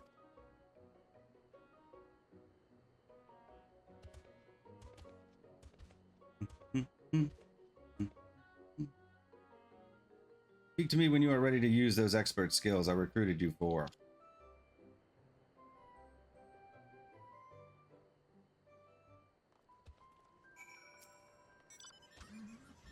Now, first things first, restoration of our soon-to-be living quarters. The heavy lifting and building can be left up to us Yakyoi, while you craft the supplies we need for some of the finishing touches.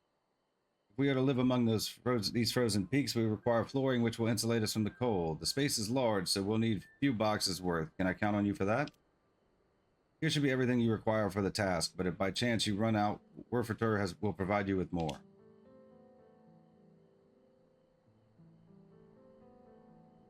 While you do that, I shall assign tasks to the others. Let us get to work then.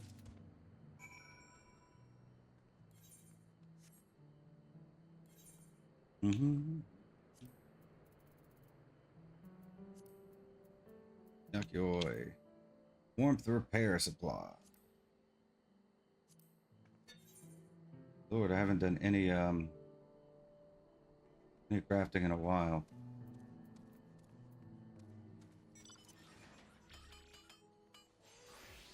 Oh, these don't even have to be high quality, do they?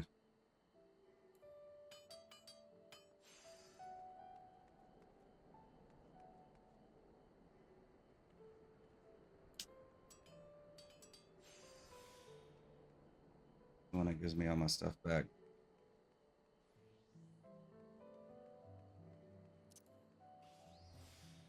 should use that first.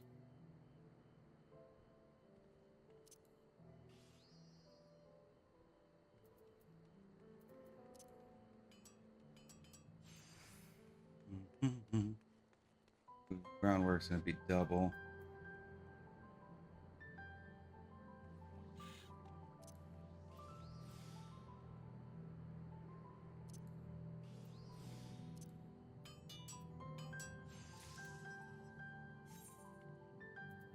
Yeah, I mean, if it doesn't have to be high quality, then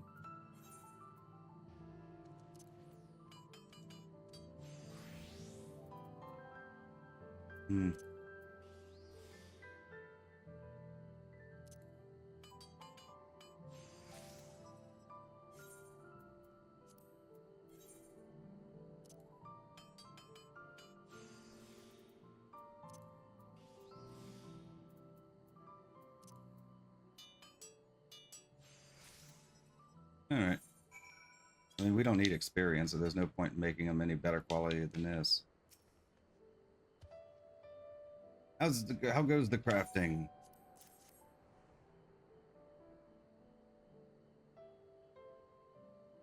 Aha, I see your skills were no mere boast. Excellent work. Now, thanks to you, Warmth will be a place worthy of its name. Please feel free to rest a while. We will take it from here. Level 90, Frosty Neighbors, complete.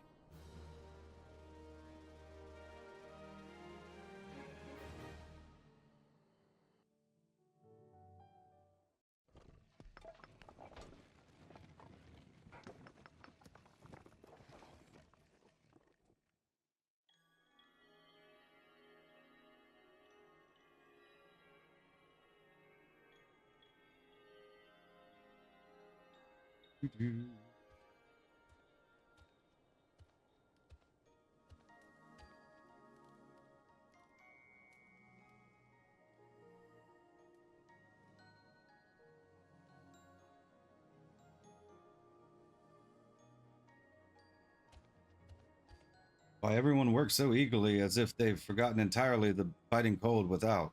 Sight truly speaks to the quality of your contribution.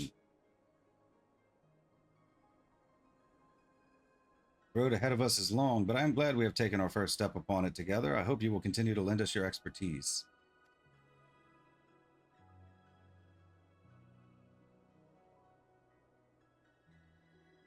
Are you watching Dortogor? I promise you that soon the spirits in Yakyoi will live in peaceful harmony once again. Collapsed living quarters have been repaired, making the beginning of Zergotail on the open arms restoration. Yet the snow spirits must still be appeased. Only by continuing their work can Far and her crafters quell the spirits' rage and bring peace to the mountains.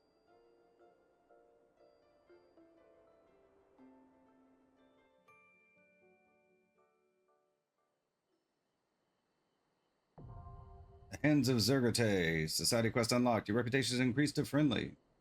You have achieved friendly reputation with the Hands of Zergote. Yakyoi Society quests are now available from Verger and Shelter. Furthermore, you may now purchase wares from Rorkorgor. Moreover, you may now use mounts within Zergote, the Open-Armed. Winter's Warmth 1 achievement unlocked.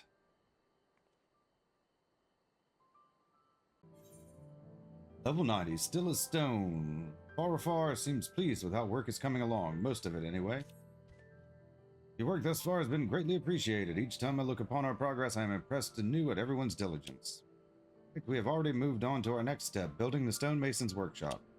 It will be essential to restoring the breathless altar to its former grandeur. Each stone that was swept away must be made again, in the traditional Yakyoi fashion, no less. Such is the way of all our ceremonial spaces, and since transporting so much stone from Warler's Echo would only result in broken bricks and sore backs, the workshop will be our most vital project yet. I've entrusted its construction to our skilled mason named Gazoror, and work was proceeding apace until a certain incident occurred. I have yet to hear the details, but it seems progress is stalled. I mean to go and speak with him and would be grateful if you could accompany me. It might be easier to solve whatever problem awaits us if we tackle it together.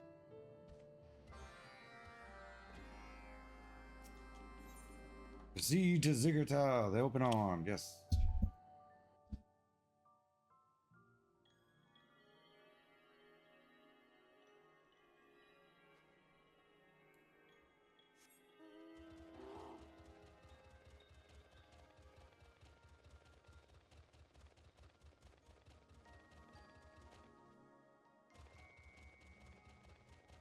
All right. Where are we going? Okay, way down here.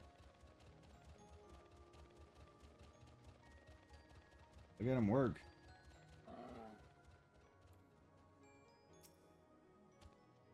Here we are. This is Girzahor, and as you can see, he is distraught. My words do not seem to reach him. I know not what has happened, only that he is intent on leaving. Perhaps a softer voice than mine might soothe his fright. Might you give it a try?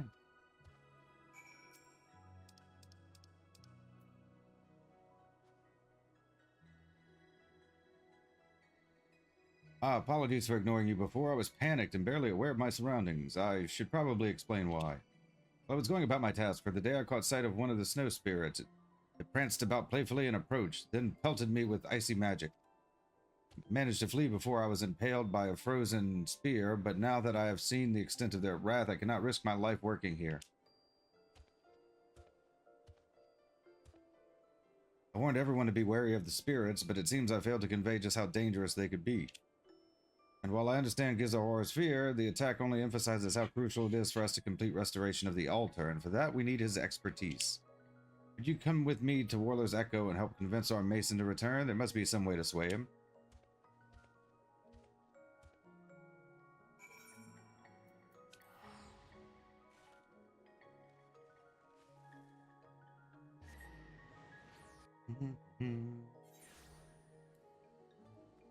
You got it.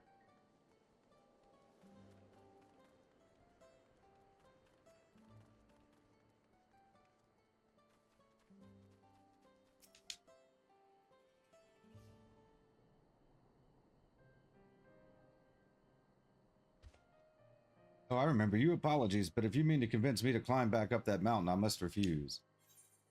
Why did you let the spirits get so close? Remember the importance of our work. All of Urkapacha depends on it.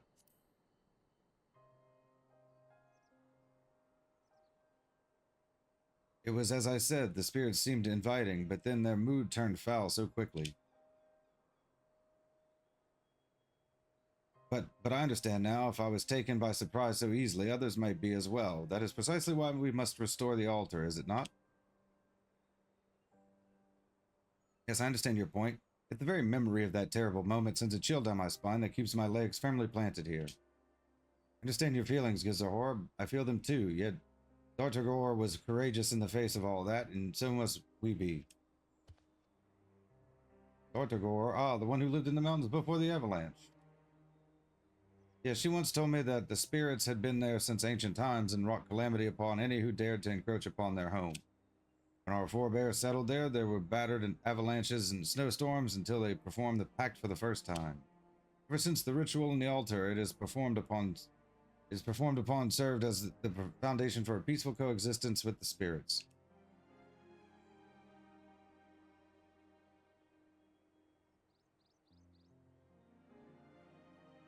Dawntrail bore that responsibility alone for many years, keeping the disaster at bay, yet she is with us no longer. Someone must follow in her footsteps. I must follow.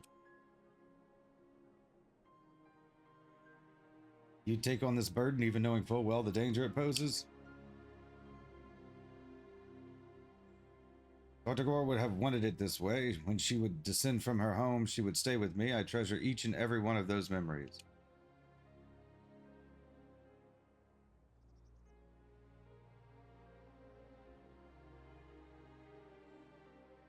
You really must see how Ryokor Terte and the other spirits frolic during the ritual. You'd never think they could just as easily bury us all under a hail of snow. The pact is all that protects us from that fate, and soon I shall be its sole inheritor. Although I am young still, perhaps it is time to begin looking for a pupil. Oh, I know it could be you, far afar. Haha, I jest. That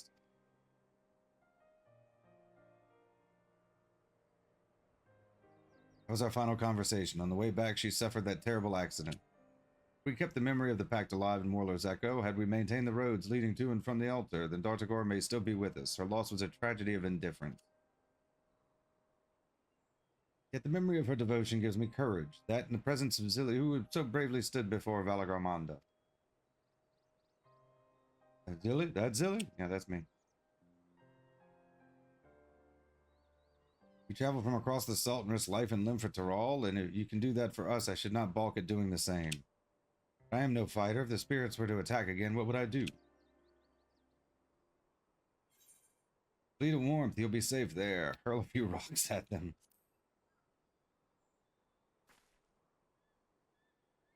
That indeed may be the wisest course of action. The spirits would be loath to enter a warm room, and their will may falter upon seeing so many Yakoi gathered together.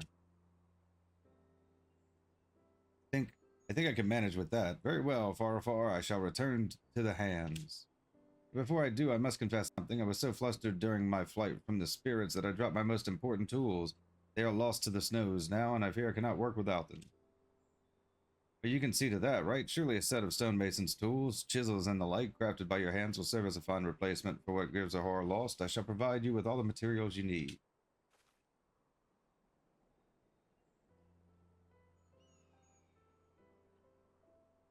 I would be in your debt. Once you've finished, please bring me tools, and I will get back to work as soon as I can.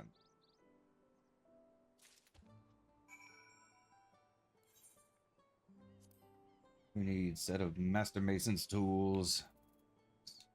Regular quality.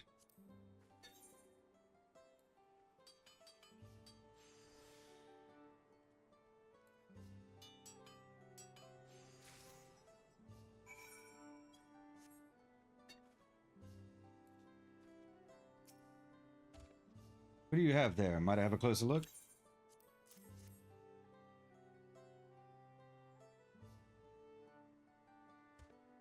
Aha, this is a masterful work indeed, even better than what I had before. In fact, FFXIV was right to put her trust in you, and I will follow suit. Now I should make good on my promise and get back to it. The workshop I build shall be worthy of these splendid tools. Nothing is more encouraging than seeing an artisan so eager to test his new equipment. Thank you. I must return to shelter and attend to my work, but please stop by for a chat wherever you have a free moment.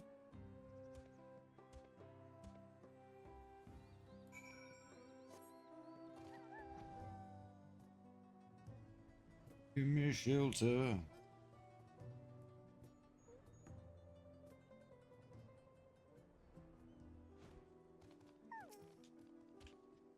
I'm overjoyed Gears of Horror has returned. His absence would have been sorely felt. In fact, I am beginning to think his ordeal was a blessing in disguise, for he works with even more zeal than before. I was even able to tell a story of my time with Dawntrail, and in doing so give her the chance to lend her strength to the present. Nothing could make me happier. Level 90, still a stone, complete. Society quest complete.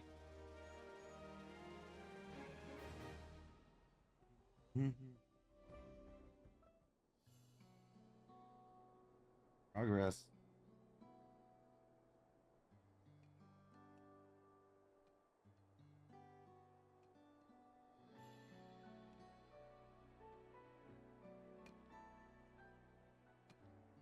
Now that we can make traditional stonework here, we can use it in the buildings we repair as well, and with each brick laid, we draw one step closer to completion.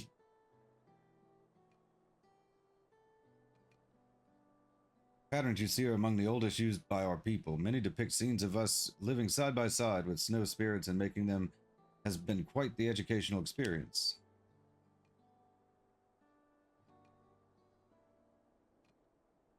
I only hope that Dawntrail is proud to see the progress we have made. I'll continue to work and learn for Dawntrail's sake. I encourage you to do the same.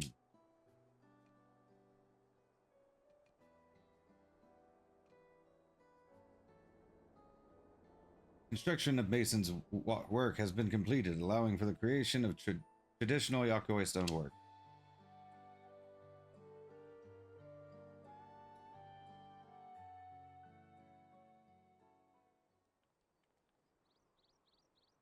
Hands of Zergate. Reputation up. Your reputation has increased to trusted. You have achieved trusted reputation with the Hands of Zergate. Continue working with the Yakoi to deepen your relationship. New Yakoi Society daily quests are now available from Valyugar and Shelter. Furthermore, you will be able to undertake 3 additional quests from Valyugar as a reputation bonus. This bonus is available until the daily reset time for Allied Society quests. These additional quests will become available after accepting all current daily quests from Valyugar. Please be advised that you cannot undertake these quests if you have no remaining allowances. You now have access to a wider selection of wares from Ronkagor. Even unlocked Winter's Warmth 2.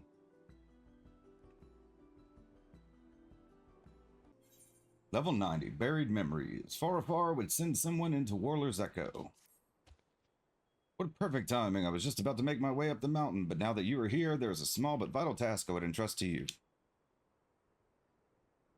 You see, we are currently in the process of restoring a larder Dawntrail used to store not only foodstuffs, but apparently also ceremonial offerings used during the pact. We found many different food items when we uncovered its ruins, but as of yet, we have no way of knowing which were for eating and which were used as offerings. There's a merchant in Warler's Echo by the name of Kerbler, with whom Dawntrail often had dealings. Thought perhaps he might know of any of the wares she traded for were used in the ritual. I would send one of our own to seek him out, but every pair of hands is busy clearing out the remaining snow. I was just about to join them. In fact, Dawntrail's living sepulchre has yet to be found, after all.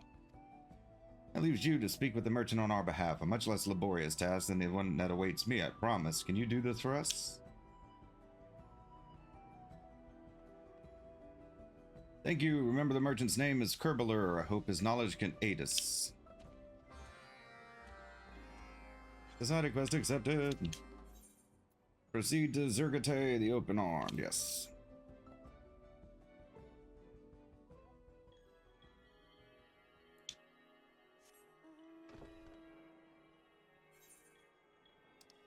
Oh, in the wrong spot. Thought he was. Oh, he's in Warler's Echo. Up. Because I'm dumb.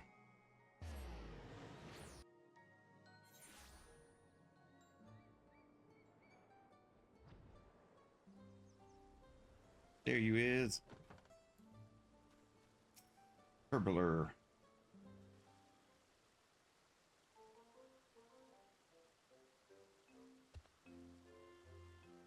Dawntrail from the mountain? Ah, yes, I remember her. We would trade on occasion. She never mentioned this pact you speak of. Thinking back, however, it does shine a new light on one particular aspect of our dealings. I recall she would usually ask for an assortment of dried meats and seasonings, the types of food that would last, such items as would be difficult to come by in these snowy peaks. Nothing peculiar about that, to be sure, but the tender she used was unusual. You see, she traded me corn and corn seeds, which she claimed to grow herself. Quite the strange crop for such a frigid climb, right? Well, she said it was a singular type, bred over generations to withstand the freezing weather, of course. I couldn't deny such an uncommon opportunity. But I took one bite of the corn and regretted my choice straight away, ha! Still, I figured I could sell it as feed or process it into something usable, so I accepted her produce whenever she visited. Dawntrail seemed to have a hard life up in the mountains, so I was happy to provide her with what she needed. One time I suggested that growing something else besides an edible corn might solve her food problems. What do you think she said to that? She said, my order took great care in cultivating it to match the taste of our dear friends. Considering she lived alone, I wasn't quite sure what she meant, but she was so earnest in her answer, I decided not to press further. But now the pieces are falling into place. I gather this corn has something to do with your ritual. You know, I've been wanting to meet Farafar and her Hands of Zergate for some time. Allow me to accompany you up the mountain. Word of work being done at Zergate has reached us here in Warler's Echo, and I've wondered how I could contribute. Now's my chance to find out. Yay.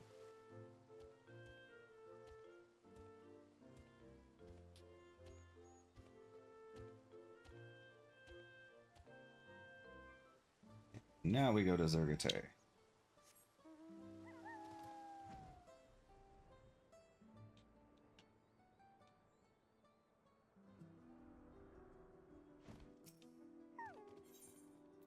Seed.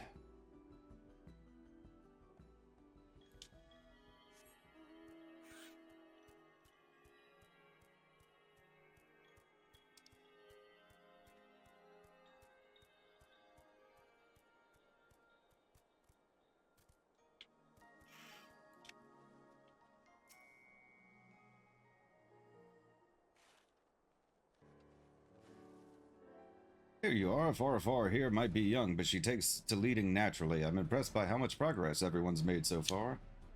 Most of the others are resting now, but Farafar had us clearing snow all day long. I can barely lift my arms. A hard day's work deserves a hearty reward. Wouldn't you agree? I'll treat you to some of my most delicious wares when this is done.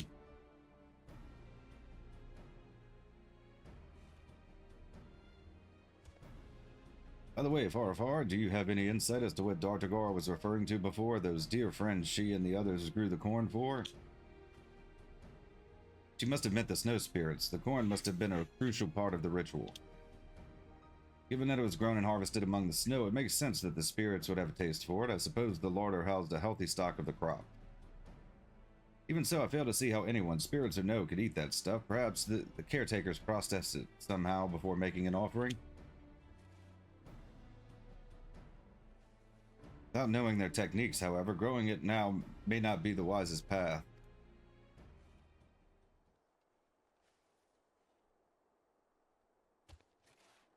Oh, sorry to interrupt, but I've been meaning to mention the large stone we found buried under the snow. The carvings were quite distinct.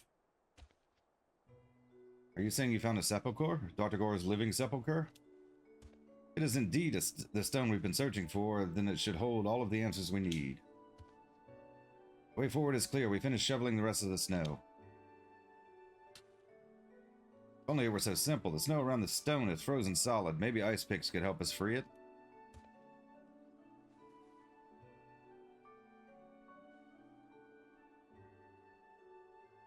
Tools like that, we risk damaging the stone and thus losing forever the precious stories carved into it. As of now, we lack means to remove it cleanly from the ice.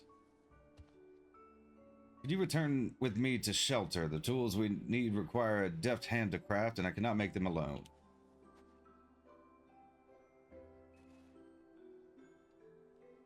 Much appreciated. Then let our focus be on seeing the sepulchre safely rescued. In the meantime, the others should continue their work on the larder. Remember to give yourselves time to rest every once in a while.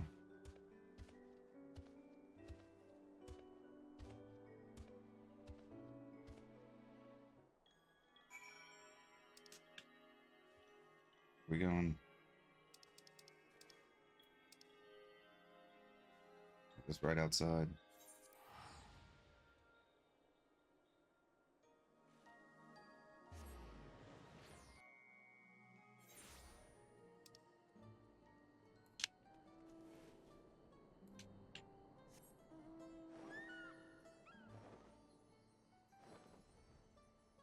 Need to go through my mounts again.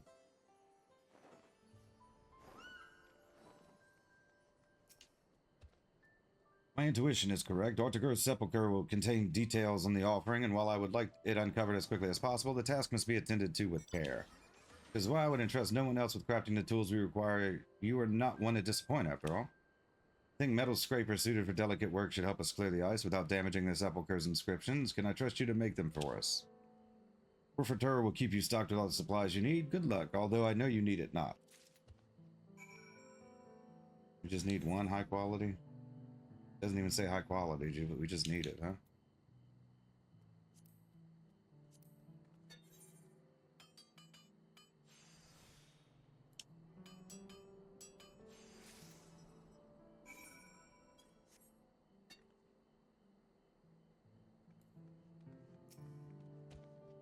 You finished already? Good, good. May I have a look?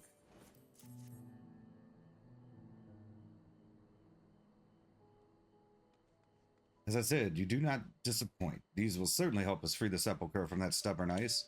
With work on the larder going well, our goal feels so close at hand. I want to rush headlong into the end, but I know haste will only set us back.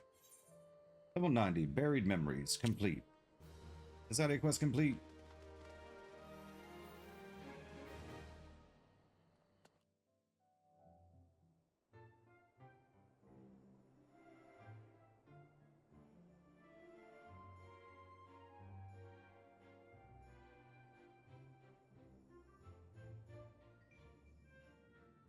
Beautiful, is it not? Despite his age, Crippler may have hauled more snow than the rest of us combined. Having a place to store our daily foodstuffs will certainly make our lives easier. Of course, we also intend to devote space to the cold-resistant corn after we can grow and harvest it. I hear the others have already found a plot for the cornfield, so the larder may become crowded soon enough. I only hope we can figure out exactly how the plank fits into the ritual. Plant.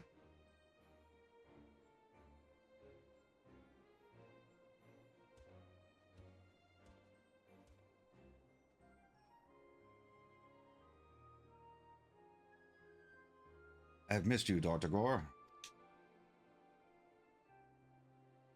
Although it may take time, I promise to read every single word you left us. That's sweet. Always enjoyed the wisdom and wit of your conversation, and now I have been blessed to speak with you again. Nothing could make me happier.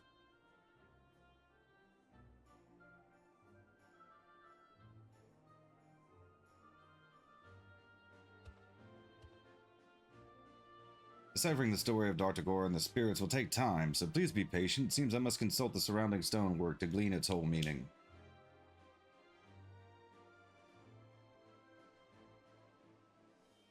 The High Larder has been restored, giving the Yakyoi a place to store their food. The Dartagor's living sepulchre may hold the secrets to the pact, but there is yet work to be done until it is deciphered.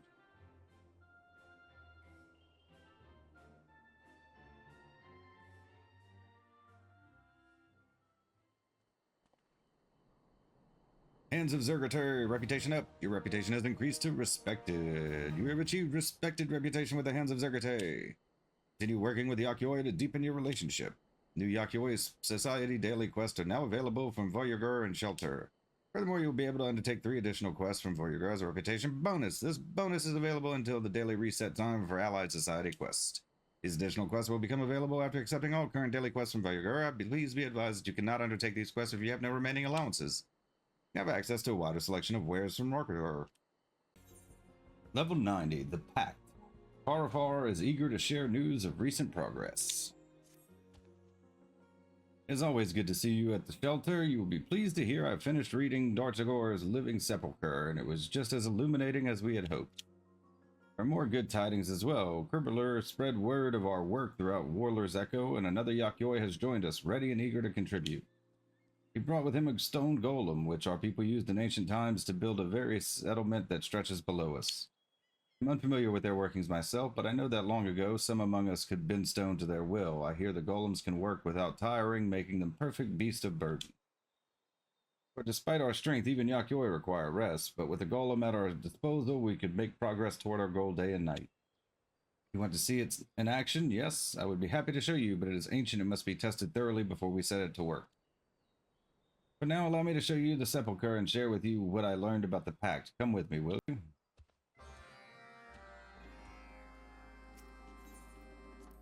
Zergate, the open-minded.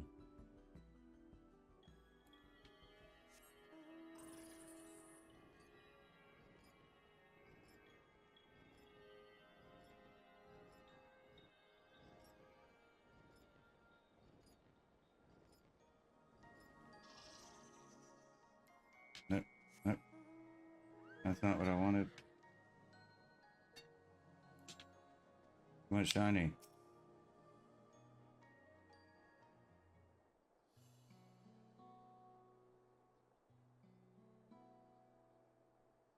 Once I found the threads connecting the glyphs on the sepulchre to those on the nearby pillars, I was able to piece their stories together. They told of Dartagor's life here and, of course, the pact.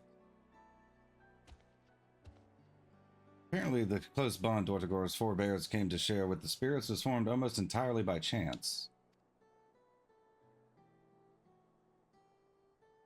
You see, the Yakyoi living here drink a corn liquor called Kirkar to warm their bodies against the cold. One particularly frigid day, they noticed the spirits lingering about near where the liquor was stored, as if drawn by the scent of the drink. Thus the Yakyoi made their first offering, curious as to what it would happen once the temperamental spirits became placid almost at once, friendly even. Oh, they got them drunk. Okay. In fact, they started visiting often, regaling the Yakyoi with their strange games and charming antics. The spirits want booze. Eventually, the altar was built and the pact was performed to serve the spirits their favorite libation. Over generations, their bond deepened.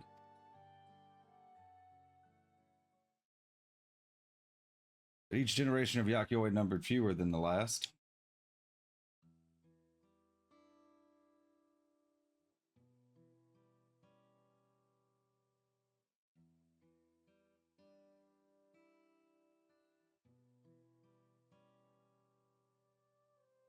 Dartagor saw her family depart one by one until only she remained.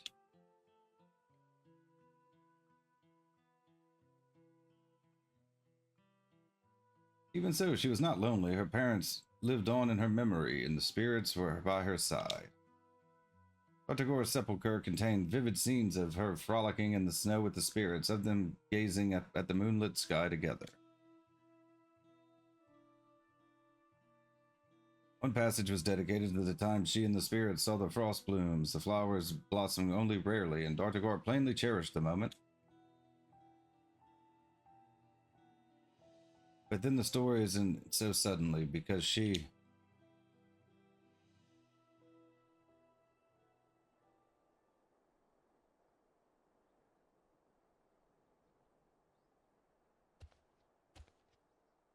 My apologies, her absence pains me, but this feeling means she is yet with me, and that is enough.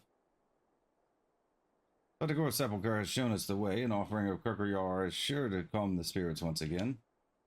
Since Kerbler manages our foodstuffs, he should know how soon the corn liquor can be ready. Let us ask him.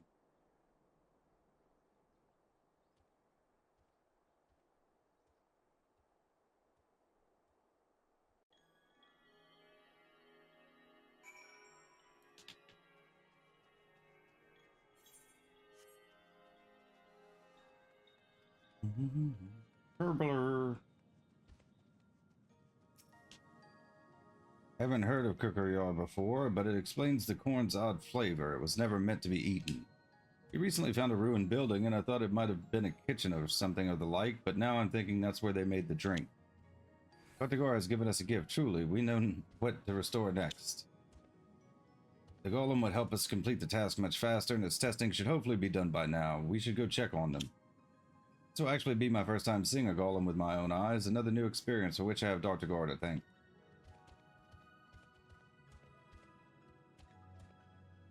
Ah, look at her. Far's spirits seem lighter than ever. Dartagor must be proud. I heard they were testing the golem on the outskirts of Warler's Echo. You're in for a sight. Best get going before you miss the show. Yeah, we'll just teleport.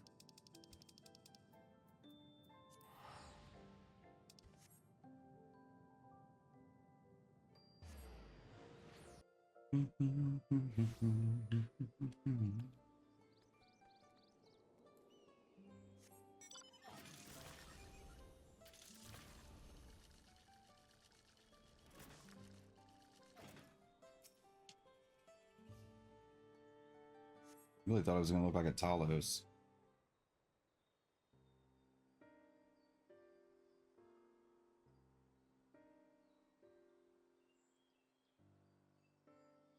You seem to recognize our new stony friend. Have you encountered one of these before?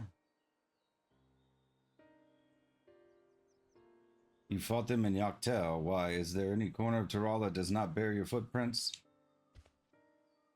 This golem was apparently used for building, so we need not worry about being attacked, even if it was moving. And it won't be moving until we have what we need.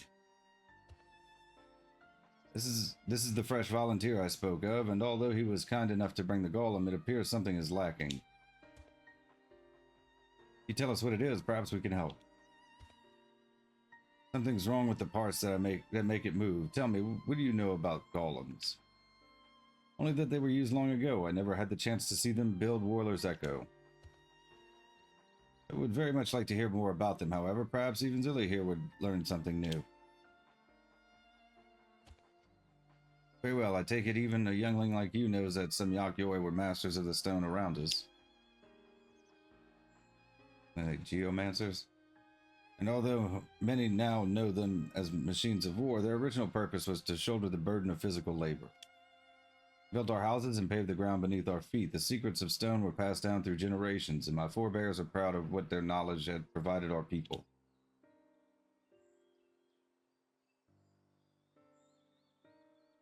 Then we foolishly went to war. The servants we had used for creation were instead outfitted to destroy. The golems were turned into weapons. Peace came again. We looked to less cumbersome and dangerous tools. The golems fell into disuse and gathered dust in storehouses.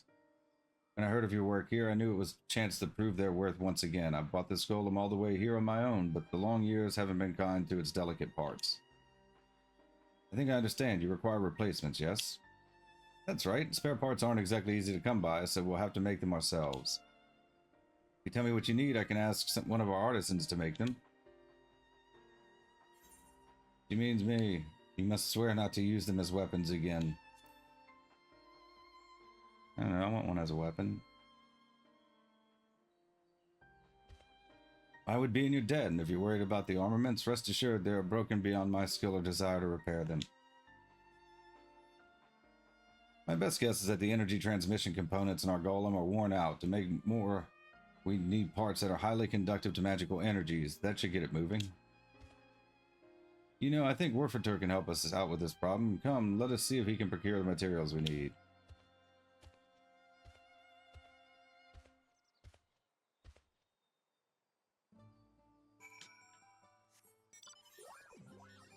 Where we go?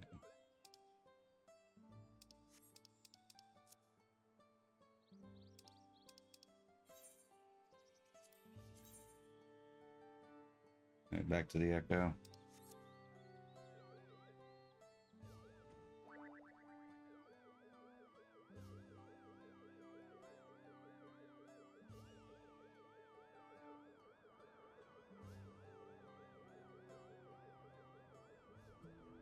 Oh, okay.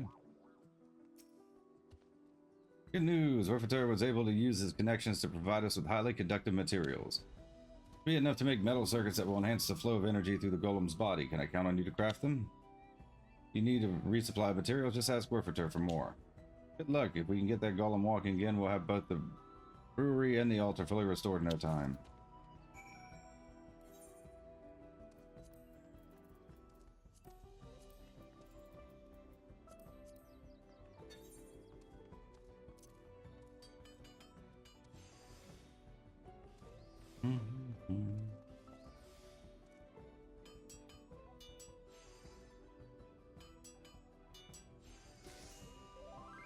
Yay!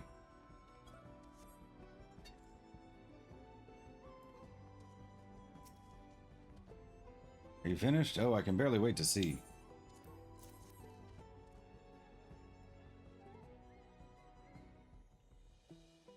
Oh, fantastic work, although I expected no less. Still, to think you could craft a perfect replacement part for a mechanism so ancient, truly your imagination astounds me. While you were doing the creative part, we managed to find some stone which should help patch up some of the other wear and tear. Let us return to the Keeper. Assuming everything goes to plan, then our long project will be as good as finished. Level 90, the Pact, complete.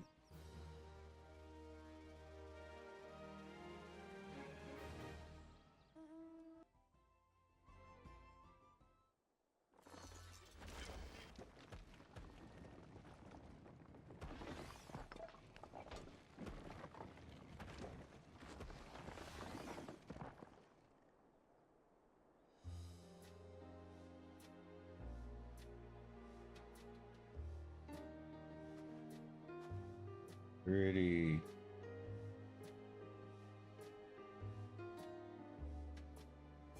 Does look a lot different.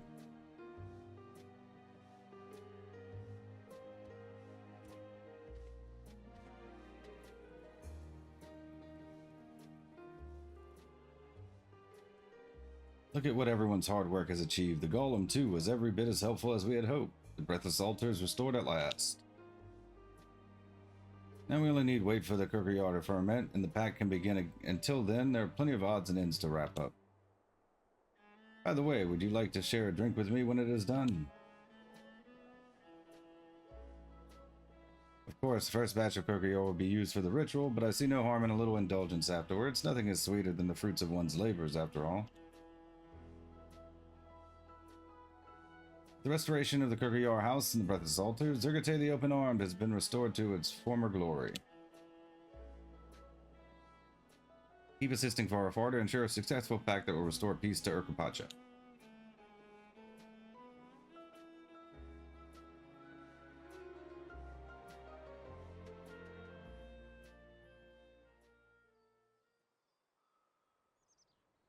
Hands of Zergate, reputation up. Your reputation has increased to honored.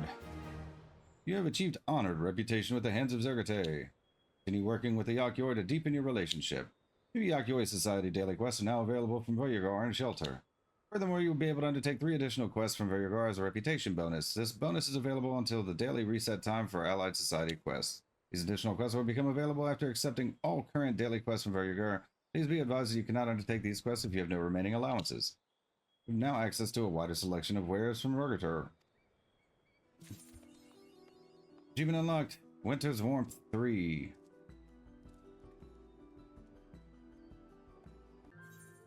Level 90. Forged in Corn.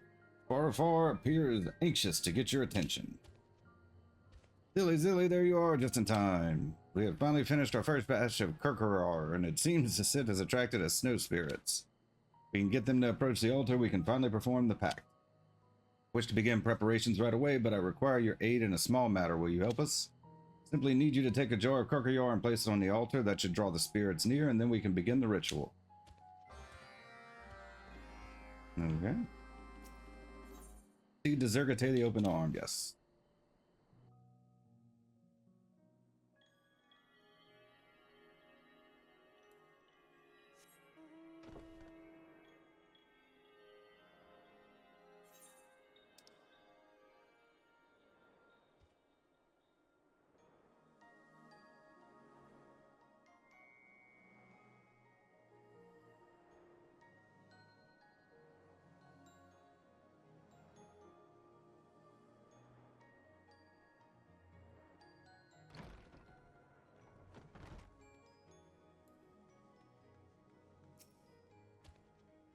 The spirits are here, you say? Well, if you need Kurkurar for the ritual, I certainly have enough barrels of the stuff.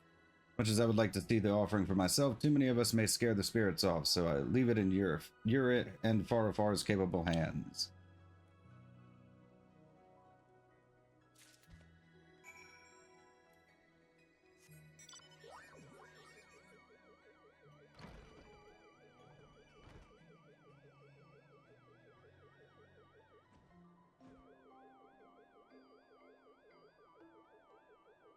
Breathless Altar.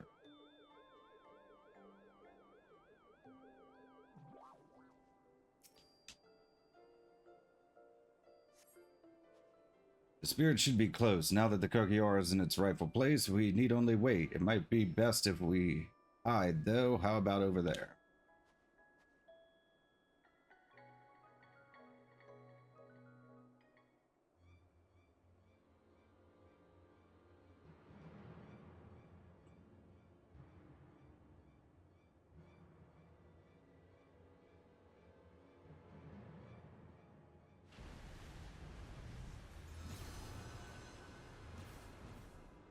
They need their booze.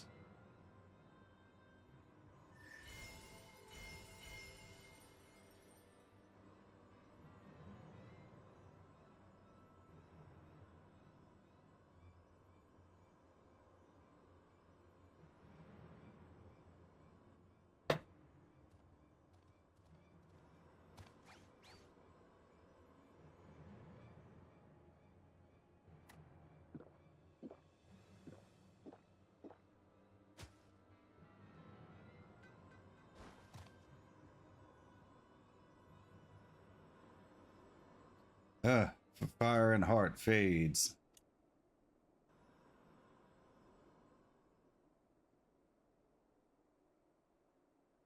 It spoke. They accepted the offering.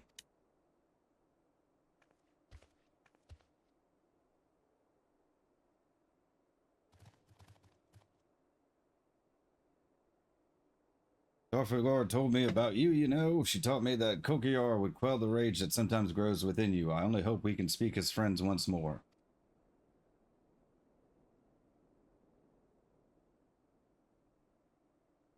Darfagor, but she is not here now. How boring. We hate her. What? Hate? What do you mean? Was Darfagor not a dear friend? Did you not live here together in peace? Darfagor abandons us. She breaks her promise to look at the blooming flowers together. We wait for her, even as flowers will. Darfagor never returns. Oh, they don't understand death, huh? I have something I must share with you. Darfagor's body is gone. Gone? What do you mean? We do not understand.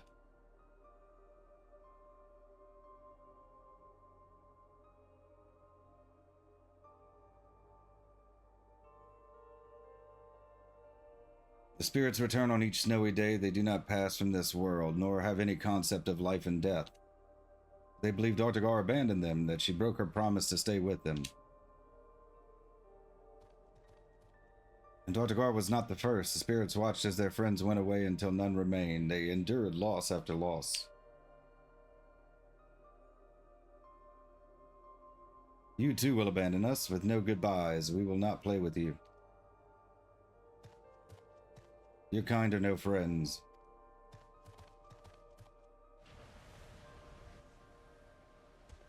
Wait.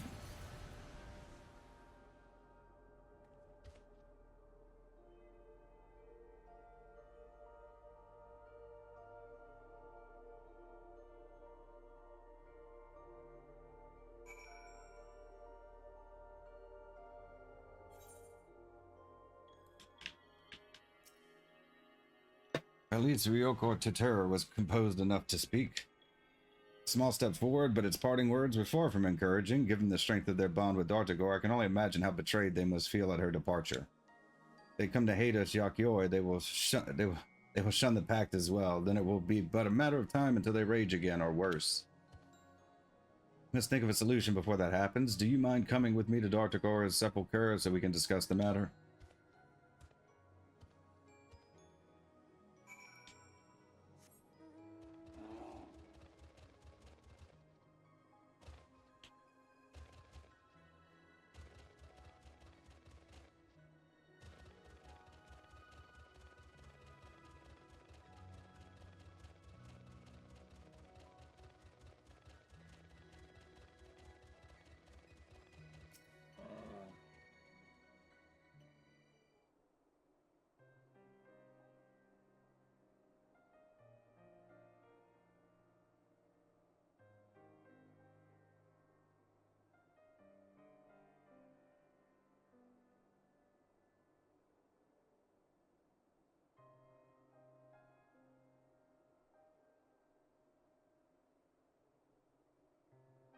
The eternal nature of the spirits means they view things quite differently from us. Their bodies are always revived, no matter what damage it may suffer.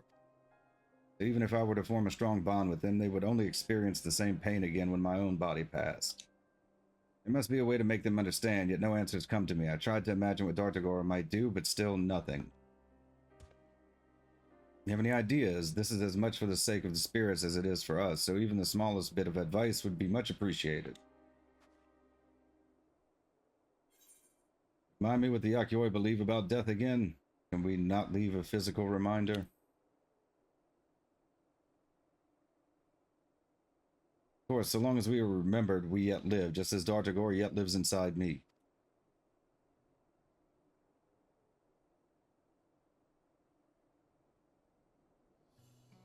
How can we make the spirits understand something so foreign to their own experience? We cherish the sepulchres as a symbol of the connection between memory and life. Yet even if the spirits cannot grasp that concept, if we were to explain their purpose in simpler terms, that the sepulchre immortalize precious memories of our time together, perhaps they will understand. Sepulchre dedicated to the spirits would show them that even when I am gone, our bond will live on, that me, Dortagar, and all the other Yakyoi who frolic in the snow will be with them forever. Yet even if we made such a thing, the sepulchre would have no meaning if the spirits were unwilling to see it. Could you invite them to come view from the frost blooms? I believe such an invitation would be too tantalizing for them to resist. I shall see to it that both the flowers and sepulchre are ready for their arrival, but I may need your help somewhere along the way.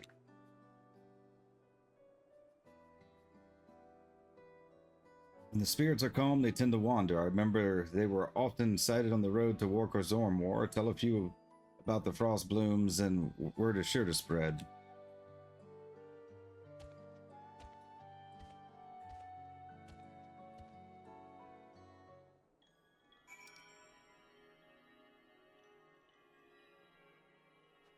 Where am I going?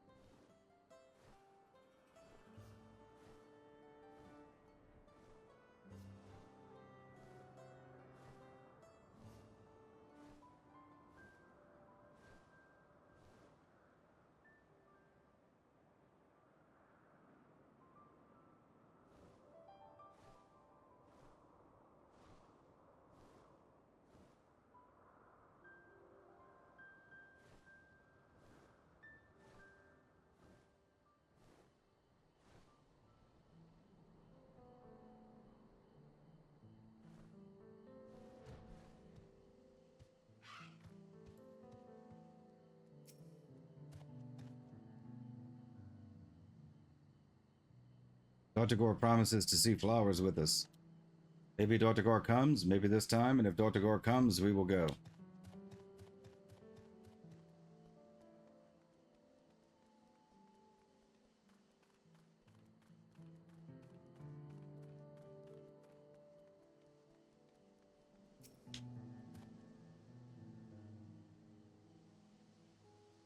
The flowers bloom?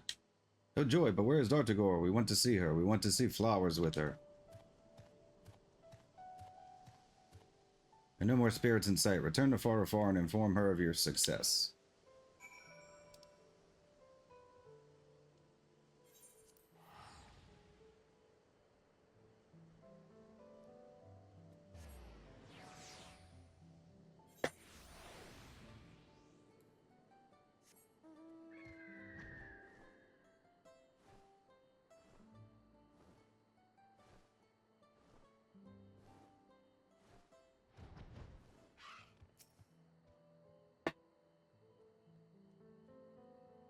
Thank you for speaking with the spirits. I only hope the sepulchre has its intended effect. Speaking of which, I believe we shall require your aid in that regard. You see, we realize the spirits likely cannot read our inscriptions, which would quite defeat the purpose of the sepulchre. Yet if they were engraved with chisels imbued with magic energies, we believe the spirits would grasp their intended meaning. You can take care of that, right? If you could craft what we require, we would be in your debt. Here, these materials should be enough for now, but if you perchance run out, Warfarer can replenish your supplies.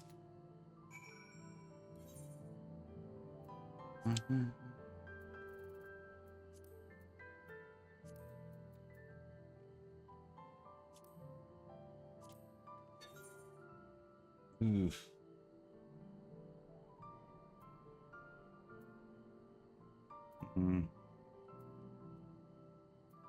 Is it too high? 102 star 7, that'll probably work. 80 to. This one will probably work.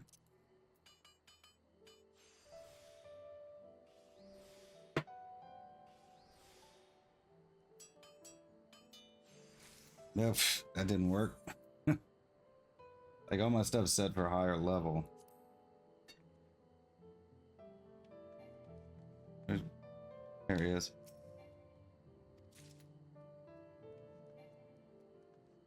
No.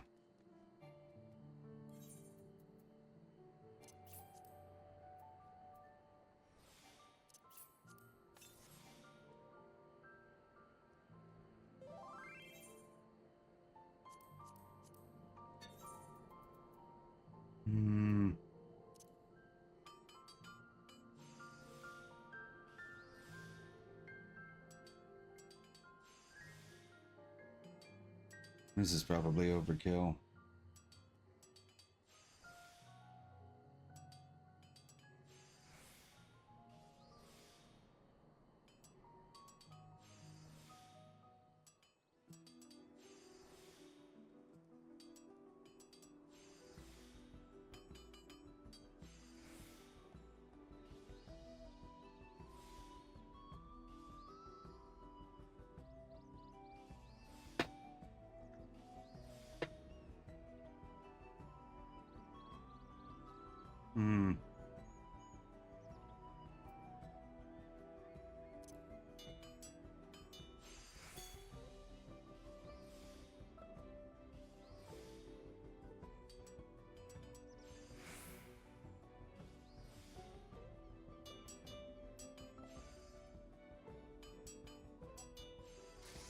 Okay.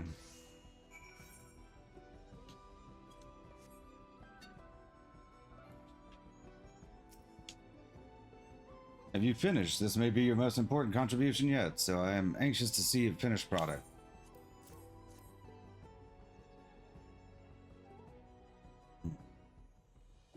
I see my concern was misplaced. Impressive as always. With these, we can get the sepulchre ready for the spirits right away. Soon they shall know. Oh, well, so much for reading that. Forged in corn, level 90, complete.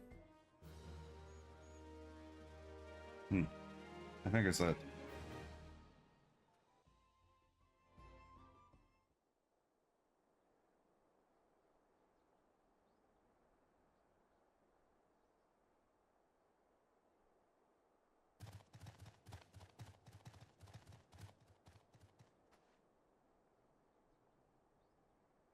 You remember this one? They say the flowers bloom. Dr. Gore makes that promise too.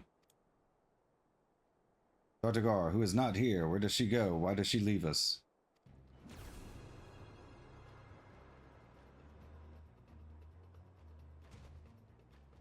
Dr. Gore is with you even now.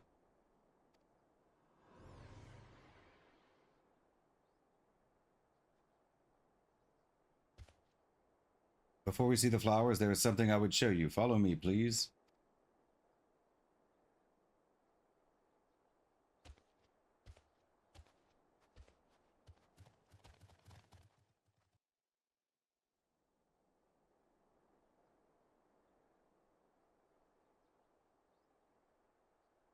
What is this?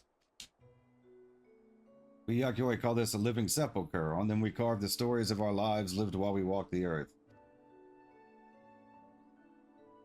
This one belongs to Dr. Gore. On it are recorded the days spent frolicking with you and the other spirits. And the Yakyoi know when all peoples reach the end of their lifespan, they must leave their bodies behind. Yet so long as we have these sepulchres, the lives they lived will never be forgotten. The happy times, the joyous moments, they will last forever. Your words, we do not understand. You say Dr. Gore is here, but she is not. That is no comfort. There is something else I would show you. It is the altar. At the altar.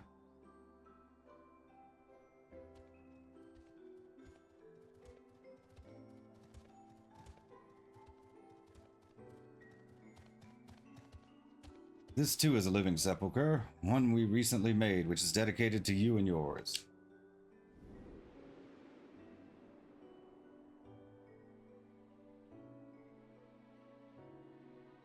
At the moment, we have only recorded your time spent with Dr. Gore. From this day forward, though, we hope to add many more stories of days spent in peace and playfulness. We are not like the spirits. The time comes for all of us when we must leave this world. Yet even when I am gone, this will remain, and those who come after me will carve their memories upon the stone as well, their memories of their time with you. So there is no need to be lonely any longer. We will be here with you always, just like Dr. Gore. You will not be alone, never again.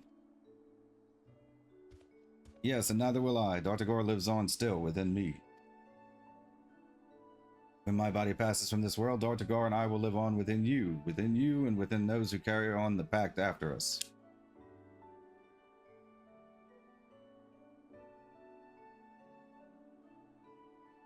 And now I know you were promised flowers. Let us view them together. The story of that moment shall be the next to be inscribed on the sepulchre.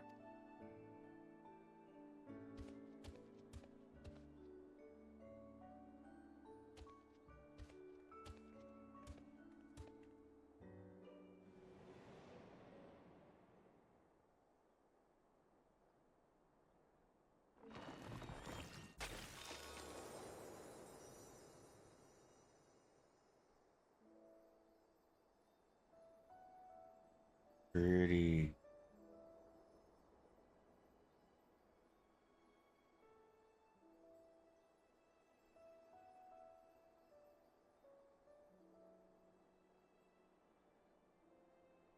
They are beautiful.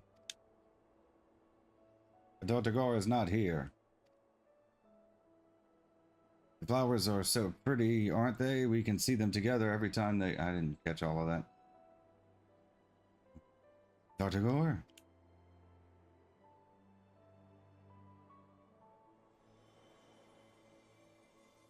Ghost.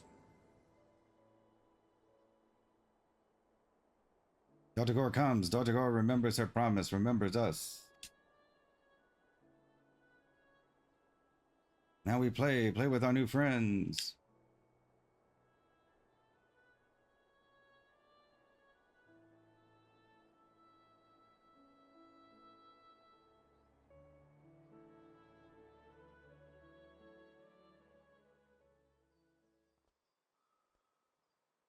Hands of Zergate. Reputation up. Your reputation has increased to Sworn.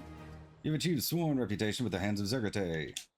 The snow spirits have been placated and have reforged their bond of trust with the Yakyoi. You will receive an experience point bonus upon completion of the Yakyoi Society daily quest. You now have access to a wider selection of wares from Rorkagor. Normal quality items crafted in the course of this quest serve no purpose and cannot be sold. It is recommended that you discard them. Yeah. Peak performance. Achievement unlocked.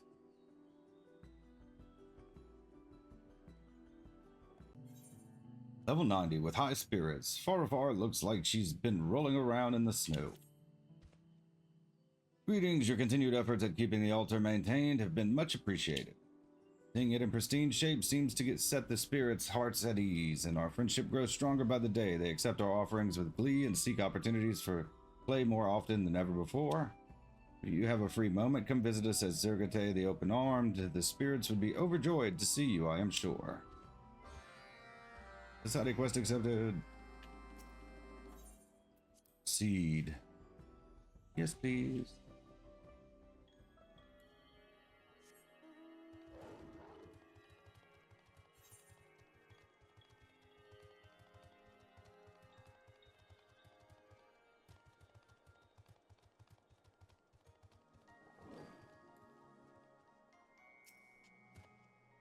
Big feast for you. Is it good? Is it delicious? I offered this little one some Kurgrakar, and it gave me this chunk of snow in return. Seems this is their idea of food. Heh, well, who am I to deny such a gift?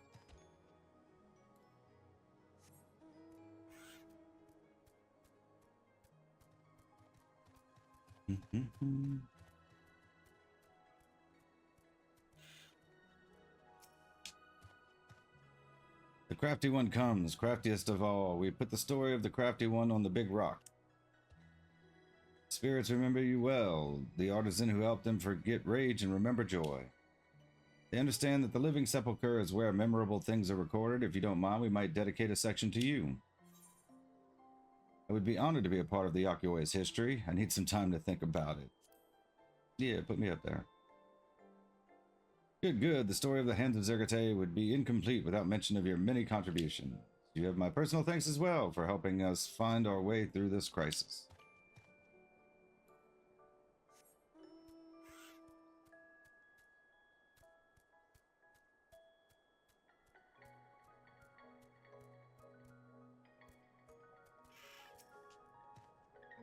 Play with us. Come, hide in the snow and we search for you. You won't find me this time. Ha, to think I was ever scared of such a little thing.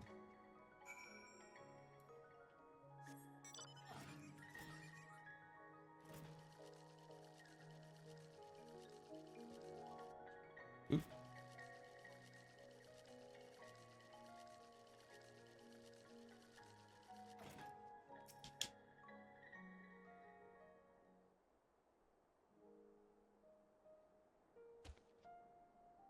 Did you visit with the snow spirits?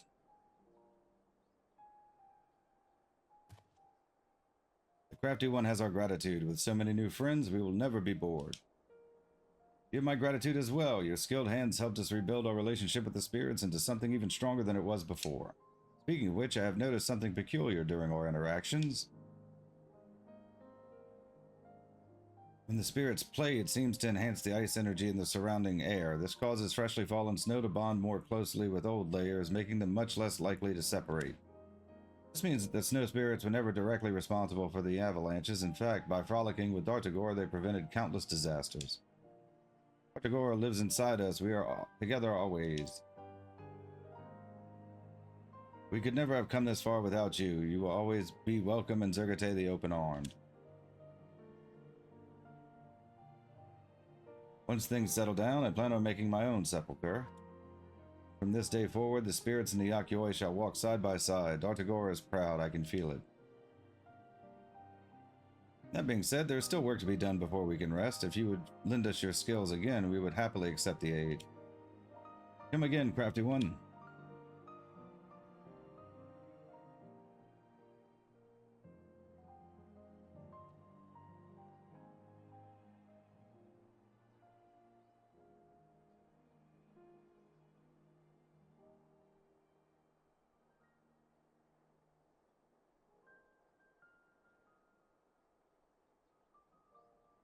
Does look much nicer.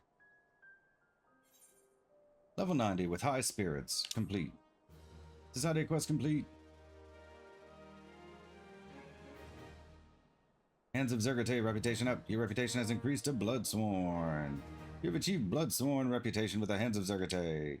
You receive an experience point bonus upon completion of Yakoi Society daily quest. You now have access to a wider selection of wares from Rogator. That's it.